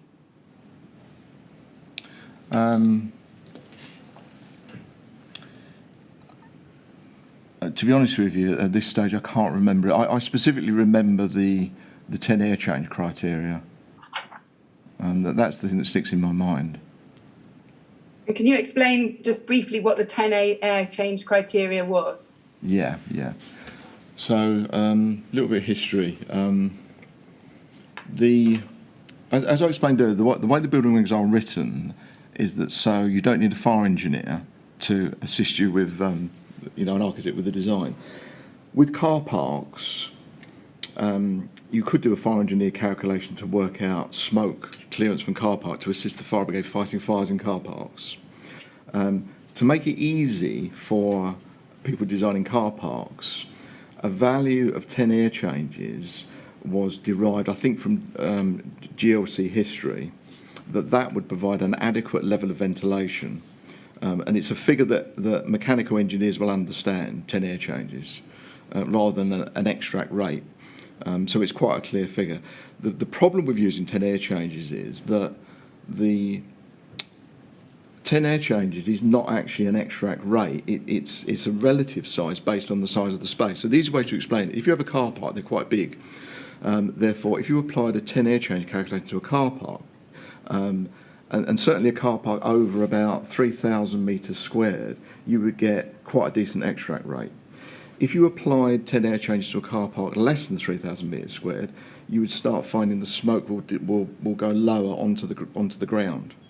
Mr. Haven, I'm going to stop you there. I think we need to kind of stick to just my questions for a moment. Just make because I'm just nearly finished, because it will help understand this. So the point I'm really making is that if you apply 10 air changes to a small space, you get hardly any ventilation at all. A large space, you get a massive amount of ventilation, and it changes. So therefore, it isn't appropriate to apply 10 air changes to a lobby, because you would get very little ventilation based on that criteria. Hence the reason we felt that the proposal wasn't suitable. I see. Anyway, sorry. Now, in relation to the condition of the existing system, were you aware at this time, or indeed thereafter, that there had been a fire at Grenfell Tower in April 2010, at which time the existing smoke control automatic opening vents had failed to operate? No, I wasn't aware of that. And were you ever made aware that there had been an LFB deficiency notice served in March 2014, in which the LFB had notified the TMO of its concern that the AOV ventilation units were not being maintained in effective working order? No, I was not aware of that.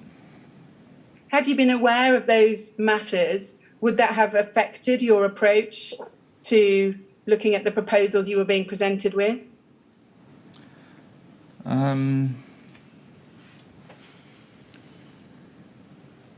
I don't think it would really, because they're two separate matters, aren't they? So the fire brigade deficiency was really about maintenance of the existing system, but I'm looking at the performance of the new system and attempting to understand how they intend the system to achieve the objective, really. Well, one thing to note is that when we had the first initial preliminary meeting, there was a discussion regarding getting the fire brigade involved at an early stage. Normally our process is we receive an application, a proposal, we're happy with it, we will consult the fire brigade. That's the normal process. Yes. In this case, there seemed to be a concern from the design team to have the fire brigade satisfied at an early stage. So we thought we would help that process, and therefore with the existing system, if they can provide information for the existing system, we could certainly feed it through the fire brigade, through the consultation process, to help everyone understand what's going on. It also enabled the brigade to understand from the RRO how the system worked. But I wasn't aware at the time the brigade were already involved, as you mentioned. Okay. Anyway, there we go. If we can go to MAX 403916 now. This is an email dated 11th of November 2013 from John Allen responding to Mr. Soons's email of the 25th of October 2013. And so this is the formal response that came back from Building Control, and it said, you're copied into this. Bruce, we do not feel that the information submitted so far is adequate to enable an effective consultation with the fire authority. And this email then lists a number of requirements that need to be added to the proposal.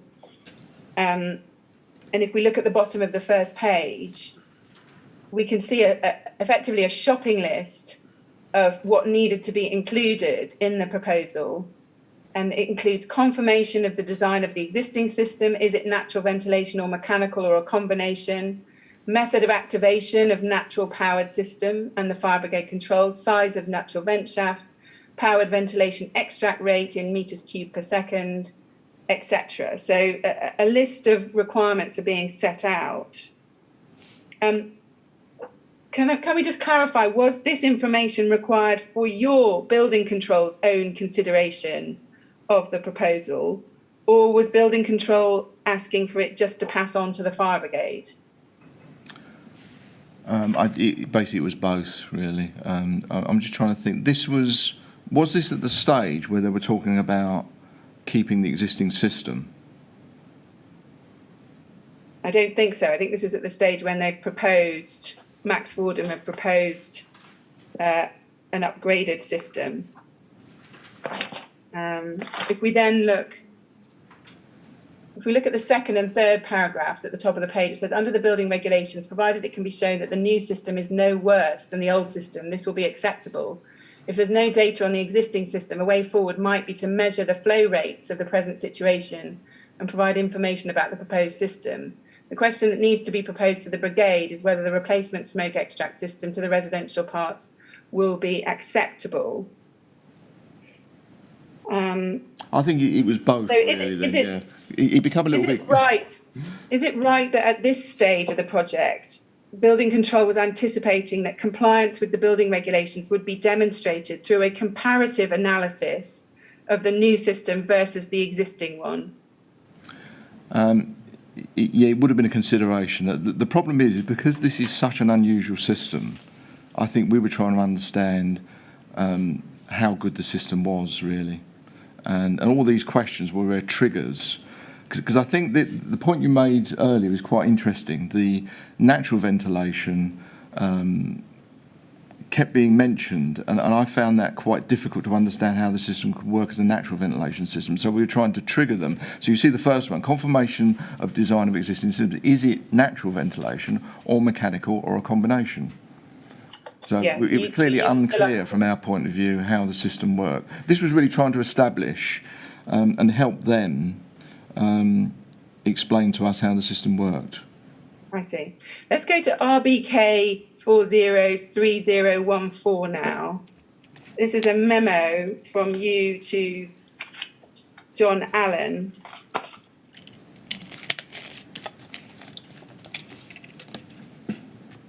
It's dated the 6th of December 2013, and it's setting out your means of escape observations for compliance with B1. We can see that from the top.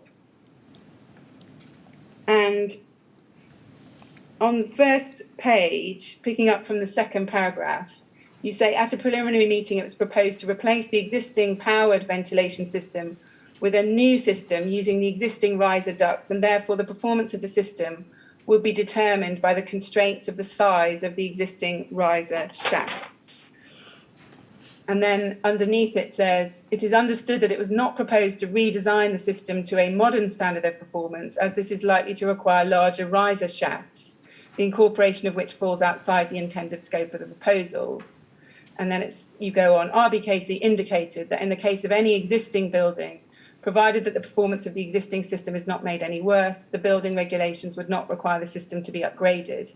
Details of the performance of the existing and proposed systems was requested to be submitted to enable RBKC to be satisfied that the system would not be adversely affected by the intended work. So I think that summarises what you just said about the information that you were looking for.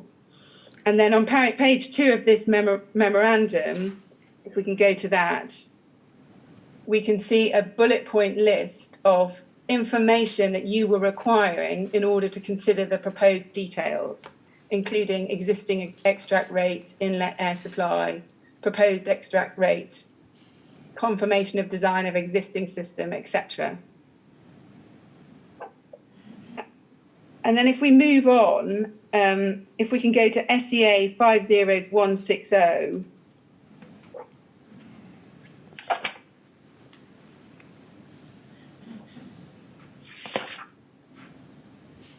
if we look at the email at the bottom of the chain, halfway down page 1, we can see on the 14th of January, there's an email from Duncan Campbell at Max Fordham to Philip Booth of Artelia, copied to others, including Mr. Stones of Studio E and Terry Ashton of Exova. And he says this, as you're aware, we've been trying for some time to produce a ventilation strategy for smoke venting of the lift lobbies at each of the residential levels, which would be acceptable to RBKC building control, and also for them to feel confident about presenting this to the fire brigade. Bruce sent us on the 8th of January 2014 a copy of the memo he received from building control, copy attached which summarises their views. That's the memo we just looked at. Essentially, RBKC are asking for test siting of the system to establish airflow rates achieved by the current system, or a CFD, computational fluid dynamics study, to be carried out to predict what a reasonable airflow rate would be. We've been trying to satisfy them by offering what we in Exova consider to be a reasonable airflow rate, but they seem to be insistent that we take the measurement or CFD route in order to establish the required airflow rate. And then if we go over the page,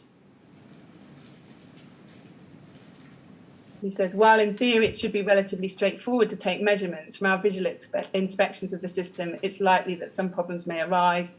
The system is very old and appears to be not well maintained. Indeed, tender documents for replacement of the system produced by AECOM in October 2011. We anticipate that site measurement may be difficult. In the alternative of providing a CFD model is outside our scope of works and not within our expertise, maybe Exova could provide it. And then he says this, it's rather frustrating that we can't seem to persuade building control that our proposals are reasonable and would provide a better and more reliable system than what's there at present. However, we need to move things along and decide how to proceed, as the intention was to resolve this and reach agreement with RBKC building control and the fire brigade before appointing a contractor. So that's what Max Fordham was saying. And we can see what building control was insisting upon at that stage. And if we move to the email thread at the top of the chain, we can see a response from Terry Ashton on the 15th of January 2014. He says, Duncan, it would be possible to carry out a CFD analysis which compare the base case, i.e. code compliance scheme, with an automatic opening vent 1.5 metres in area located on one side of the lift lobby with what we are proposing, but we haven't budgeted for this analysis, and the cost might be more than measuring the flow rates provided by the existing system. He then goes on and says this, given that what we are proposing is a significant improvement over what exists, I think RBKC are being unreasonable. However, we still need to satisfy ourselves that the LFEPA won't reject the system under the RRO. Therefore, it's imperative that RBKC consults the latter for review. So we can see that was Mr. Ashton's. He is, of course, talking about the 10 or 12 air change system, isn't he? When he says the reasonable. What's his word? Yes. Now, in your experience, was it unusual for building control to be asking for the information that it had asked for? I mean, the question really would suggest that we have a lot of existing buildings that have a very unusual system in place. So the answer is that it's. I'm just trying to understand why you asked the question. We had a system in this building where it was designed to some kind of idea, and we were trying to understand how it worked. I don't think I've ever had a job where that has ever been the case before. So just to cut through this, did you think, Mr. Ashton clearly thinks that you were being unreasonable in asking for the information that you were? Would you agree with that, looking back on it? I take your point, yeah, okay. You see, what was happening here, that there is a little bit Sorry, of... can you just answer that question? Right, just answer the question again. Were you being unreasonable in asking for the information you were requesting? Definitely not. No, definitely not. He was critical, basically. Now, if we can go then to RBK 30014957, what we see is a further memorandum regarding B1 means of escape.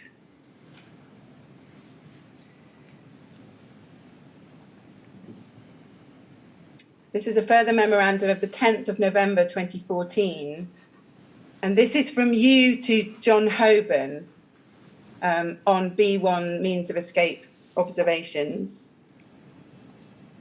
And just to note that in your statement for the transcript, it's paragraph 112 of your statement, you say that these observations include the type of information that would be needed to write a letter that RBKC could pass on to the fire authority as part of the statutory consultation process. And on page 2 of this memorandum, at the third paragraph down,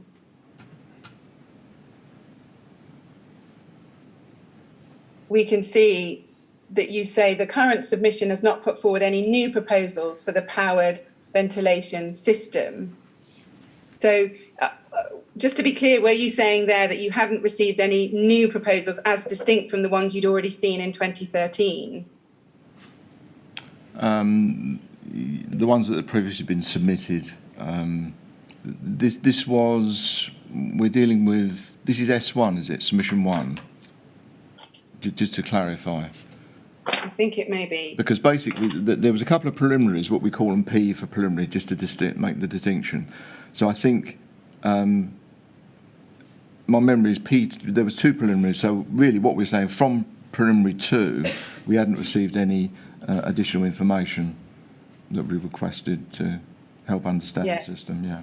And if the answer is probably yes then. And if we look at the second paragraph of page 2, the rate of 10 air changes per hour is being discussed there by you, and you were just explaining about that. Did you at any stage yourself suggest that an alternative performance standard perhaps ought to be adopted? No. And you conclude at page 2 in the second paragraph under the heading new non-residential access to residential stairway. We go back to the memo, page 2.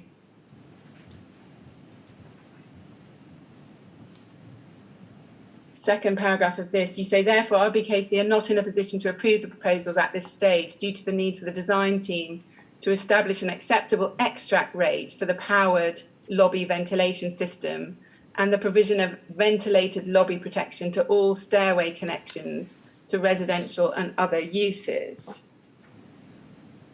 Yeah. So you were still waiting at this stage on the design team establishing an acceptable extract rate for this powered ventilation system. Is that correct? Yeah. And then on pages 4 to 6 of this memorandum, you provide comments to be read in conjunction with marked up plans. And the comments indicate what would satisfy building control, including at section 3 on page 4, the ventilation system. We look at section 3 on that page. And importantly, you say here in that second paragraph, you say RBKC building control would be satisfied under the building regulations if either A, the performance of the existing system is maintained, details of the performance of the existing and proposed systems are requested to be submitted to enable RBKC to be satisfied that the system would not be adversely affected by the intended works, or B, the ventilation extract rate is justified to be suitable for the purpose. So you're giving those two options in this memo. Yeah. And then if we can go to RBK 403789, this is a drawing of the floor plans at Grenfell Tower dated the 24th of October 2013 with comments added into it in blue. Now, those comments were yours, is that right? Yes, they're right, yeah, the blue ones, yeah. We can see, I don't know whether it's possible to zoom in, but that's confirmed in the little TMO heading in the bottom right, above that TMO heading. In tiny text, I'll tell you what it says. It says comments in blue by RBKC Building Control. And if we go over to the centre of the plan, just below the round A, we can see some blue comments in a section entitled Common Lobbies. And that includes comments on the existing powered ventilation system and has question marks next to it. I'm afraid this is not very clear, but what it had was question marks next to it with the existing extract rate and existing supply, querying what those were. And it says, you'll have to take it from me, it says, no details of existing extract supply rates are given, therefore no consideration could be given of adverse effect on existing system. If system designers wish to redesign the system without consideration of adverse effect, justification for the proposed extract rate needs to be submitted, including performance modelling. Yeah. And then if we can go to RBK 403787.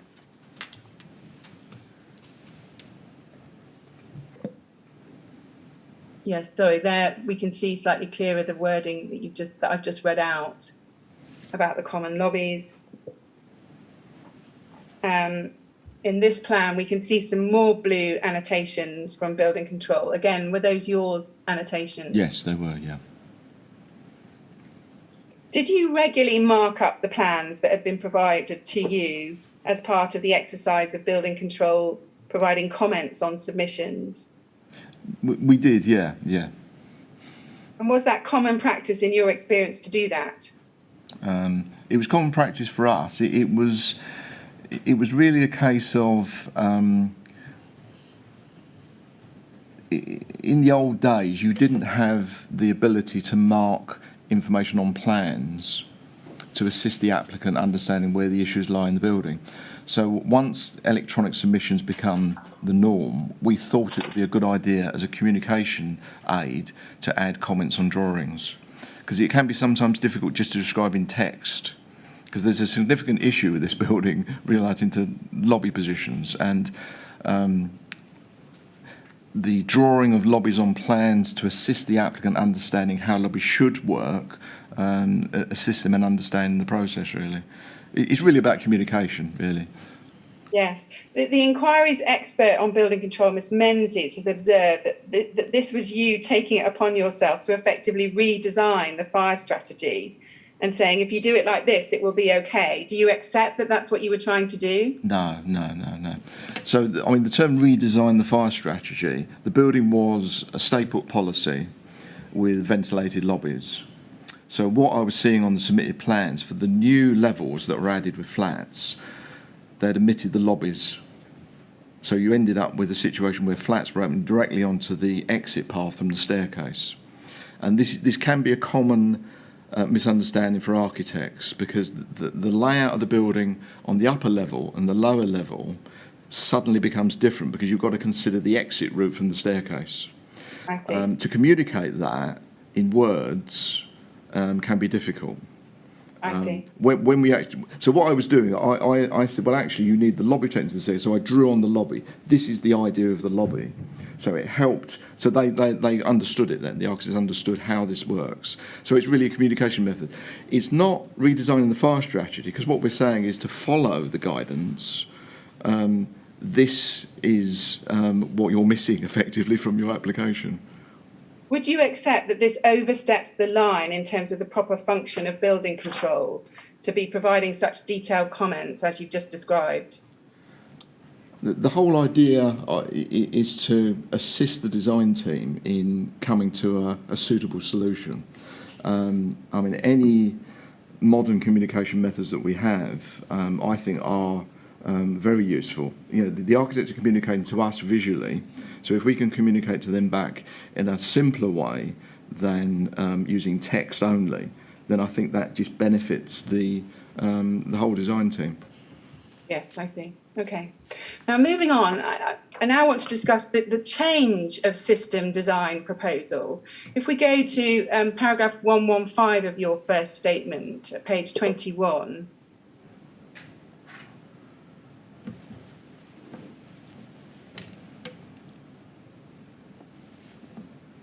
in this paragraph, you tell us that Studio E, the architects, then advised that they had decided to replace the existing smoke control system and would be appointing specialist smoke control installer, JS Wright & Co. This would then enable us to exercise control, as this would be new work. Do you see that? Yeah. Now, you don't refer to PSB there, you're referring just to JS Wright. Were you aware at this time that the architects were advising that not only were they getting in JS Wright, but also PSB as specialist designers of the smoke control system? It's possible this is an error in my statement, actually, because if PSB are the designers, it really should have, JS Wright probably ought to have been PSB. Yes. So it may be an error on my part. I apologise. Okay, thank you for that. If we go to JSW 402761, and we look at the email halfway down that page, 17th of November 2014, this is from Mr. Bradbury, he's at JS Wright, to you and various others. He's seeking a meeting for JS Wright to present the proposed design for the AOV system at Grenfell Tower. And he says this, further to our telephone conversation regarding the proposed AOV system at Grenfell Tower, I'd like to meet with yourselves to present the proposed design in order for us to incorporate any comments you have into the final design. This will then be submitted for approval. And he says this, he says the proposal is split into two phases. First phase, natural system, new dampers, new smoke detectors and controls. Second phase, fully mechanical ventilation system, including pressure sensors and reprogramming of installed controls installed in phase one. The reason we have split the system is to allow us to get some form of working system installed as soon as possible, with the intention of getting the second phase done in line with the original construction programme. So did you understand from that the first phase was basically a temporary solution to get the smoke control system back up and working? Yeah. And then the second phase, this fully mechanical ventilation system, including pressure sensors and reprogramming of all installed controls, that would be effectively the work carried out as part of the refurbishment, yes? Yeah. And if we go to paragraph 116 of your first statement on page 22, there you recall a meeting that you had on site on the 24th of November 2014 with Neil Crawford of Studio E. You say the new specialist smoke control system installer, David Bradley of JS Wright & Co., the area surveyor, John Hoban, a representative of Max Fordham, David Hughes, that's the ride and site manager, and myself. And you say JS Wright & Co. have experience of installing smoke control systems in residential buildings, which was encouraging. So now, can you help us first? Did you keep any notes of this meeting on the 24th of November 2014?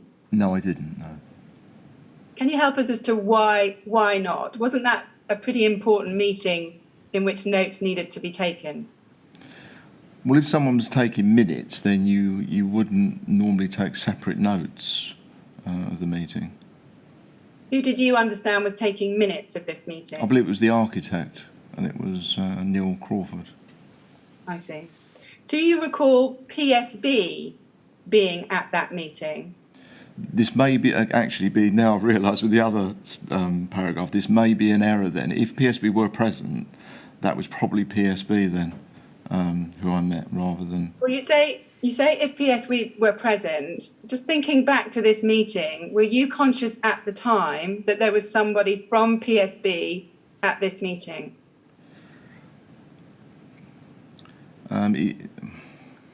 There was certainly, as I say, recollections of time and who was who. There was certainly a representative of the smoke control designer there, who was describing what they're intending to do. It might be I've mixed them up, actually. It might be. At the time, did you think it was JS Wright that was designing the smoke control system? This was me attempting to recollect who I met, etc. So it may be that, I'm not sure, actually, whether it was JS Wright or PSB. It's possible it was PSB, in actual fact. Do you have any recollection of what you understood at the time?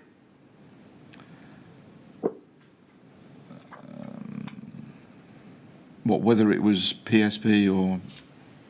Do you have a recollection of being in a meeting with representatives of PSB? Oh, I definitely remember the meeting very well. Yeah, absolutely. Yes, but do you remember somebody from PSB being there?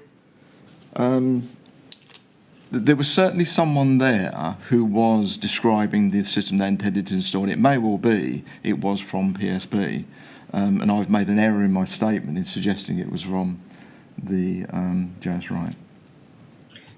Is it correct that at this meeting, PSB and JS Wright proposed an alternative design proposal in the form of a pressure differential system? No, definitely not. What is your recollection about what design was being proposed at that meeting? It was a smoke extract system. I extract from the lobbies. Can you just explain in your own words how you understood that system to work? Right, smoke would be extracted from the lobbies and then inlet air provided from the staircase. I see. So you understood that to be a smoke extract system, yes? Yeah. Just to confirm, when you say it would be extracted from the lobbies, do you mean powered extraction? Powered extraction, yeah. Right. Yeah. If I could just explain, there is some confusion in the industry regarding the did you say depressurisation system, just to clarify? No, I said pressure differential system. Pressure differential system, right, okay. So we're back to either a pressurisation system or a depressurisation system. So what was suggested at the meeting was neither of those. So it wasn't a depressurisation or a pressurisation system. It was an extract system. That's what I understood was proposed. So you didn't understand it to be a depressurisation system either? Definitely not, no, because as I explained earlier, depressurisation means you're extracting from the floor area, not the lobby. What I was just about to qualify. You didn't understand it to be a depressurisation system which depressurised the lobby relative to the stair?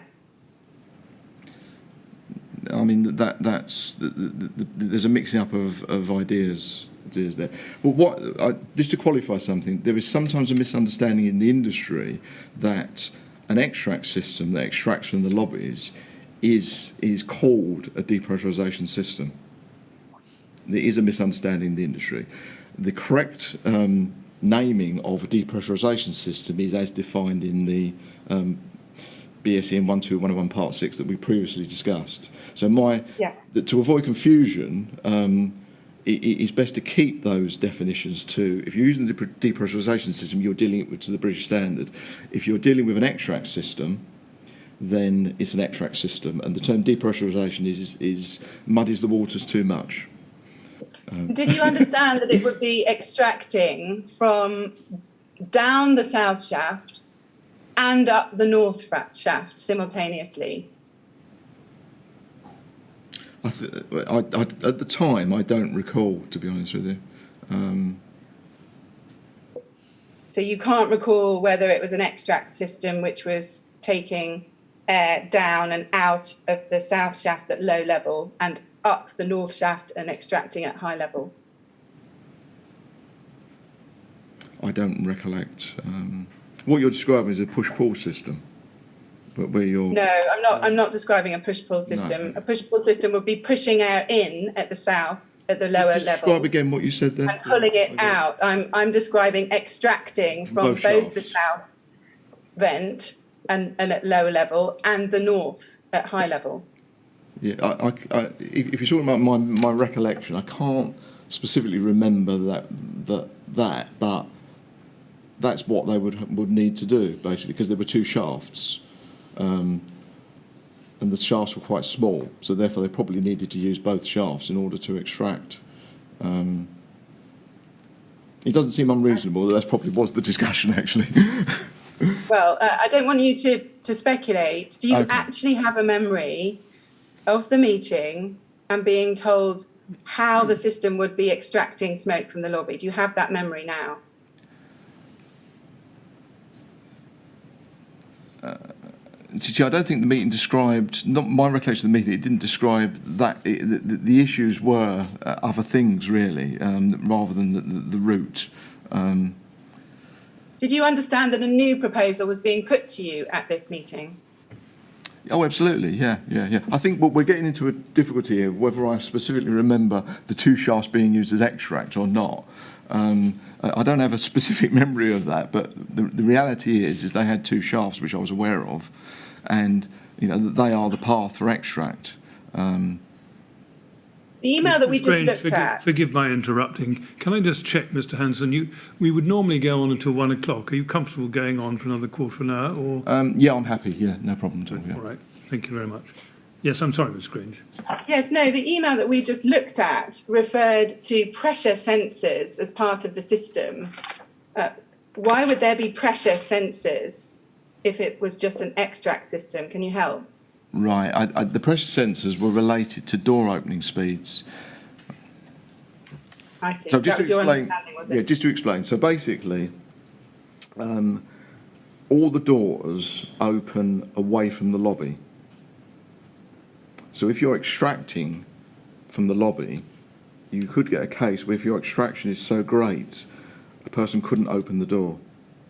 So therefore what the pressure sensor does, it adjusts the flow rate of the extract to enable a person to open the door when it senses a change in state when the door's open. So it's merely a functional to make sure that people can open the doors, basically. I see. Can we just go to Mr. Cross-Smith's statement at the moment? He worked for Max Fordham under the direction of Mr. McQuat. It's at MAX 30017304. at page 17. And I want to look at paragraph 49.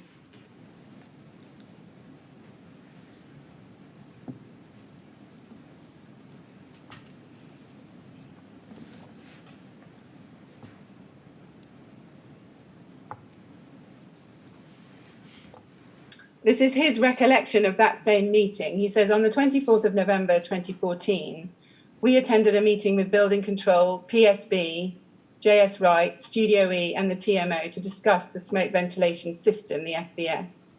The meeting was held in the estate office in the tower. It was at this meeting that PSB and JSW put forward the pressurisation system along the lines of the one that Hugh Mahoney had spoken to me about in May 2014. This also removed the need for a fresh air inlet at the glazed level and the extension down of the smoke ventilation system that Studio E was proposing. This was a constructive meeting, which I recall was led by PSB JS Wright, in which the proposed works to the smoke ventilation system were discussed in detail with Building Control, who in principle accepted the pressurisation system that PSB JSW were putting forward. This was a development of the design that had first been proposed by Hugh Mahoney at PSB at the end of April 2014. Do you see that there? Now, do you agree? Yeah. Do you agree with Mr. Cross-Smith about what occurred at that meeting? I don't agree with him in his use of terminology. You just remind me whose statement this is? This is Mr.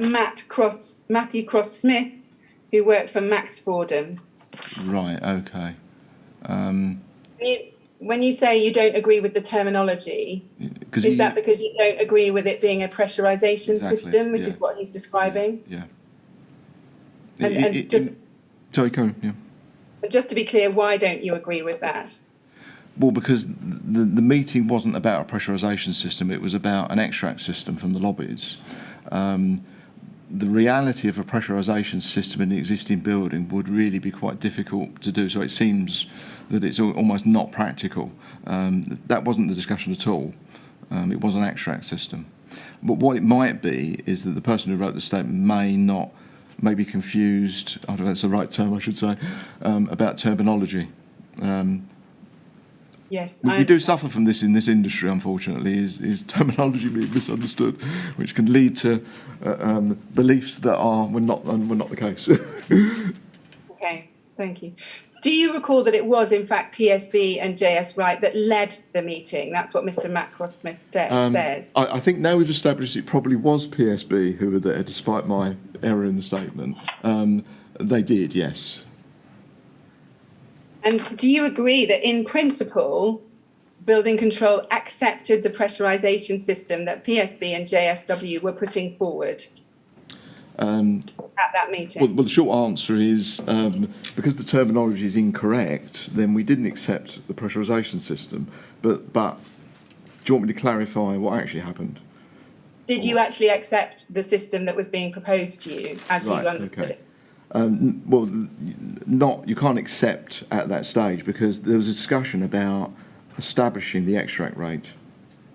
So there was a discussion about how that would be done. So do you want me to carry on with what my... No, so I think what you're saying is, are you saying that Building Control did not, in principle, accept the PSB, JS Wright system that was being put forward? I think we have to be careful about terminology because you attend a meeting to assist people following the right path. So the path they were proposing to fit a new extract system was the right path. What we needed to establish is what the extract rate should be. So, as I say, I can explore and explain. Well, Ms. Hanson, just help me with this. Yeah. Is it possible that what went on was that you indicated that, in principle, an extract system would be acceptable, but that would be dependent on being satisfied about the extract rate? You've got it absolutely correct, sir. I see. Okay, thank you. Were you clear at this stage about the route that the designers were taking for the system to comply with the building regulations and the guidance given in approved document B? No. I mean, broadly speaking, it was a system in accordance with the SCA guide, because that's the only guide that's available for extract systems. So the question is how they establish the extract rate. So you say, broadly speaking, it was a system in accordance with the SCA guide. Was that actually said at the meeting, that this was a system being designed in accordance with that Smoke Control Association guide? I can't actually recall whether that was specifically mentioned. You see, we'll come on to it later, but none of the documentation that was produced for the system said that it had been designed in accordance with the Smoke Control Association guide. So can you help us as to why that was, if that was your understanding of what the design basis was? Why it wasn't mentioned? Yes, if your understanding was it was designed broadly in accordance with the Smoke Control Association guide, can you help us as to why none of the design documentation that's produced refers to that SCA guide? I can't really. It's really a case of there is only one design guide for extract systems. So therefore, the confusion about the pressurisation, you wouldn't be using the pressurisation guide. ADB doesn't mention it. They've got no prescriptive standards there. So the SCA guide is the route to follow. So that was an assumption that you made, was it, that it was being designed in accordance with that guide? But also looking at the details that were submitted. So everything followed the route of the SCA guide. The applicants don't always state, they don't say, well, we're following approved document B. They send it in and you look at the proposal. Does that follow approved document B? And that's a common practice.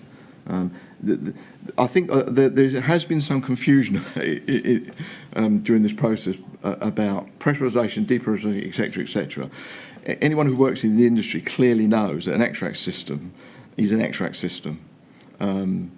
So therefore, the SCA guide is the route to follow. There's no confusion in the industry about that at all, from my view anyway, and those I know in the industry. Okay. Can we just look at an email now? This is JSW 403637.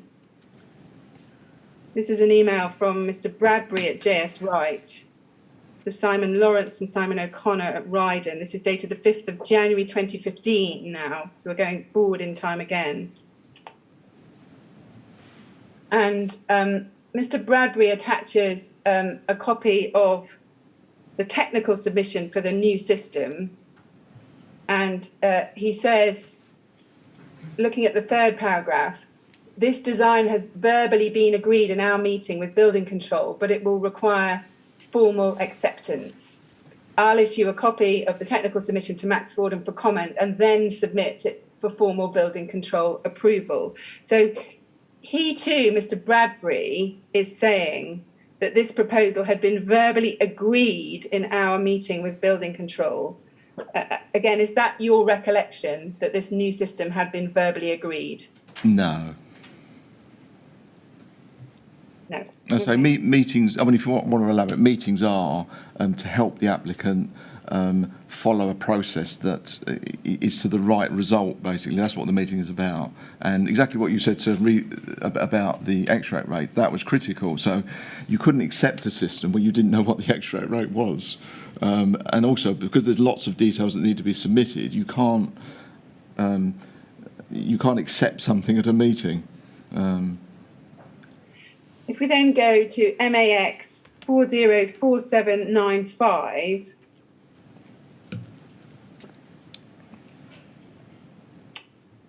this is an email from Mr. Cross Smith of Max Fordham to Terry Ashton of Exova on the 6th of January 2015. And this is the following day. And he says to Mr. Ashton, looking at those two paragraphs at the bottom, "Afternoon, Terry. Can you look over and provide comment on the smoke extract proposals put forward by PSB on behalf of JS Wright? It looks acceptable, and I believe the principle of it has been verbally accepted by building control, but it may be wise to get your view as it falls slightly outside our area of expertise." And then he goes on to say this: it's fundamentally different to what we specified in that it's now a pressure differential system rather than simple smoke clearance. Details can be found below. If you have any questions, then please give me a call. So again, I think it follows from what you said that you don't accept that the principle of this had been verbally accepted by building control. Yeah. Yes? See, they were... And it's being, sorry, can I carry on? It's being described here as a pressure differential system rather than simple smoke clearance. Again, is that something you were told in that meeting? No, so again, it was an extract system. So the terminology here in this email is just wrong, basically. I mean, I saw AOV mentioned earlier, and AOV is the wrong term to use relating to these systems as well. I see. And if we go to JSW 403149, we can see there's an email to you and Mr. Hoban from Mr. Bradbury of JS Right, dated the 19th of January 2015. So this is an email to you. And Paul, John, further to our meeting and ongoing discussions regarding the AOV system at Grenfell Tower, we have the pleasure of submitting the technical submission from our specialists, PSB. Do you see that? Yeah. And we can see then that he's putting, and this is technical submission revision 1 is being provided. And then if we go to RYD 3034397, we can see that you reply on the 10th of March 2015, so some weeks later. Second email down, you say, "Hi David, could we arrange a meeting to discuss the spec? I can do Tuesday the 17th or Wednesday the 18th, both at 2:30 p.m. at our offices." And it looks then, if we go to the top of this page, like a meeting did then occur because Mr. Bradbury says, "I can confirm myself, Hugh Mahoney from PSB, Simon Lawrence Ryden will be at your offices Tuesday the 17th, that's of March, at 2:30 p.m. Now, can you recall that meeting taking place? Yes, I can, yeah. And can you help us as to what was said at that meeting about the design basis for the system? I think at that stage we were still looking for them to put forward a proposal for the extract rate. So you're still looking for an extract rate because you say you understood it was going to be a mechanical extract system, yes? Yeah, absolutely, yeah. Can you recall if Mr. Mahoney of PSB was actually at that meeting, or was it someone else from PSB? Mr. Bradbury says it was in fact somebody called Bob Hill. Can you help with that? I can't confirm or deny, but he's probably correct. And again, can you help us as to why we don't see any notes of that meeting that you prepared? No, I didn't. So again, generally speaking, minutes are taken by the applicant, as in this case, and then we comment on any minutes. So you don't accept that notes should have been taken by yourself and uploaded onto your Accolade electronic document management system as a record of what had been discussed? It's not normal practice to do that in meetings, no. Okay. Mr. Chairman, it's 1 o'clock or perhaps even 1 minute past now. That's a good moment, I think, for the lunchtime break. Yes, thank you very much. Well, we're going to have a break now, okay, Mr. Hanson, so we can all get some lunch. We'll come back, please, at 2 o'clock. And in the meantime, please don't talk to anyone about your evidence or anything relating to it. All right? Thank you. Thank you very much. Would you like to go to the usher, please?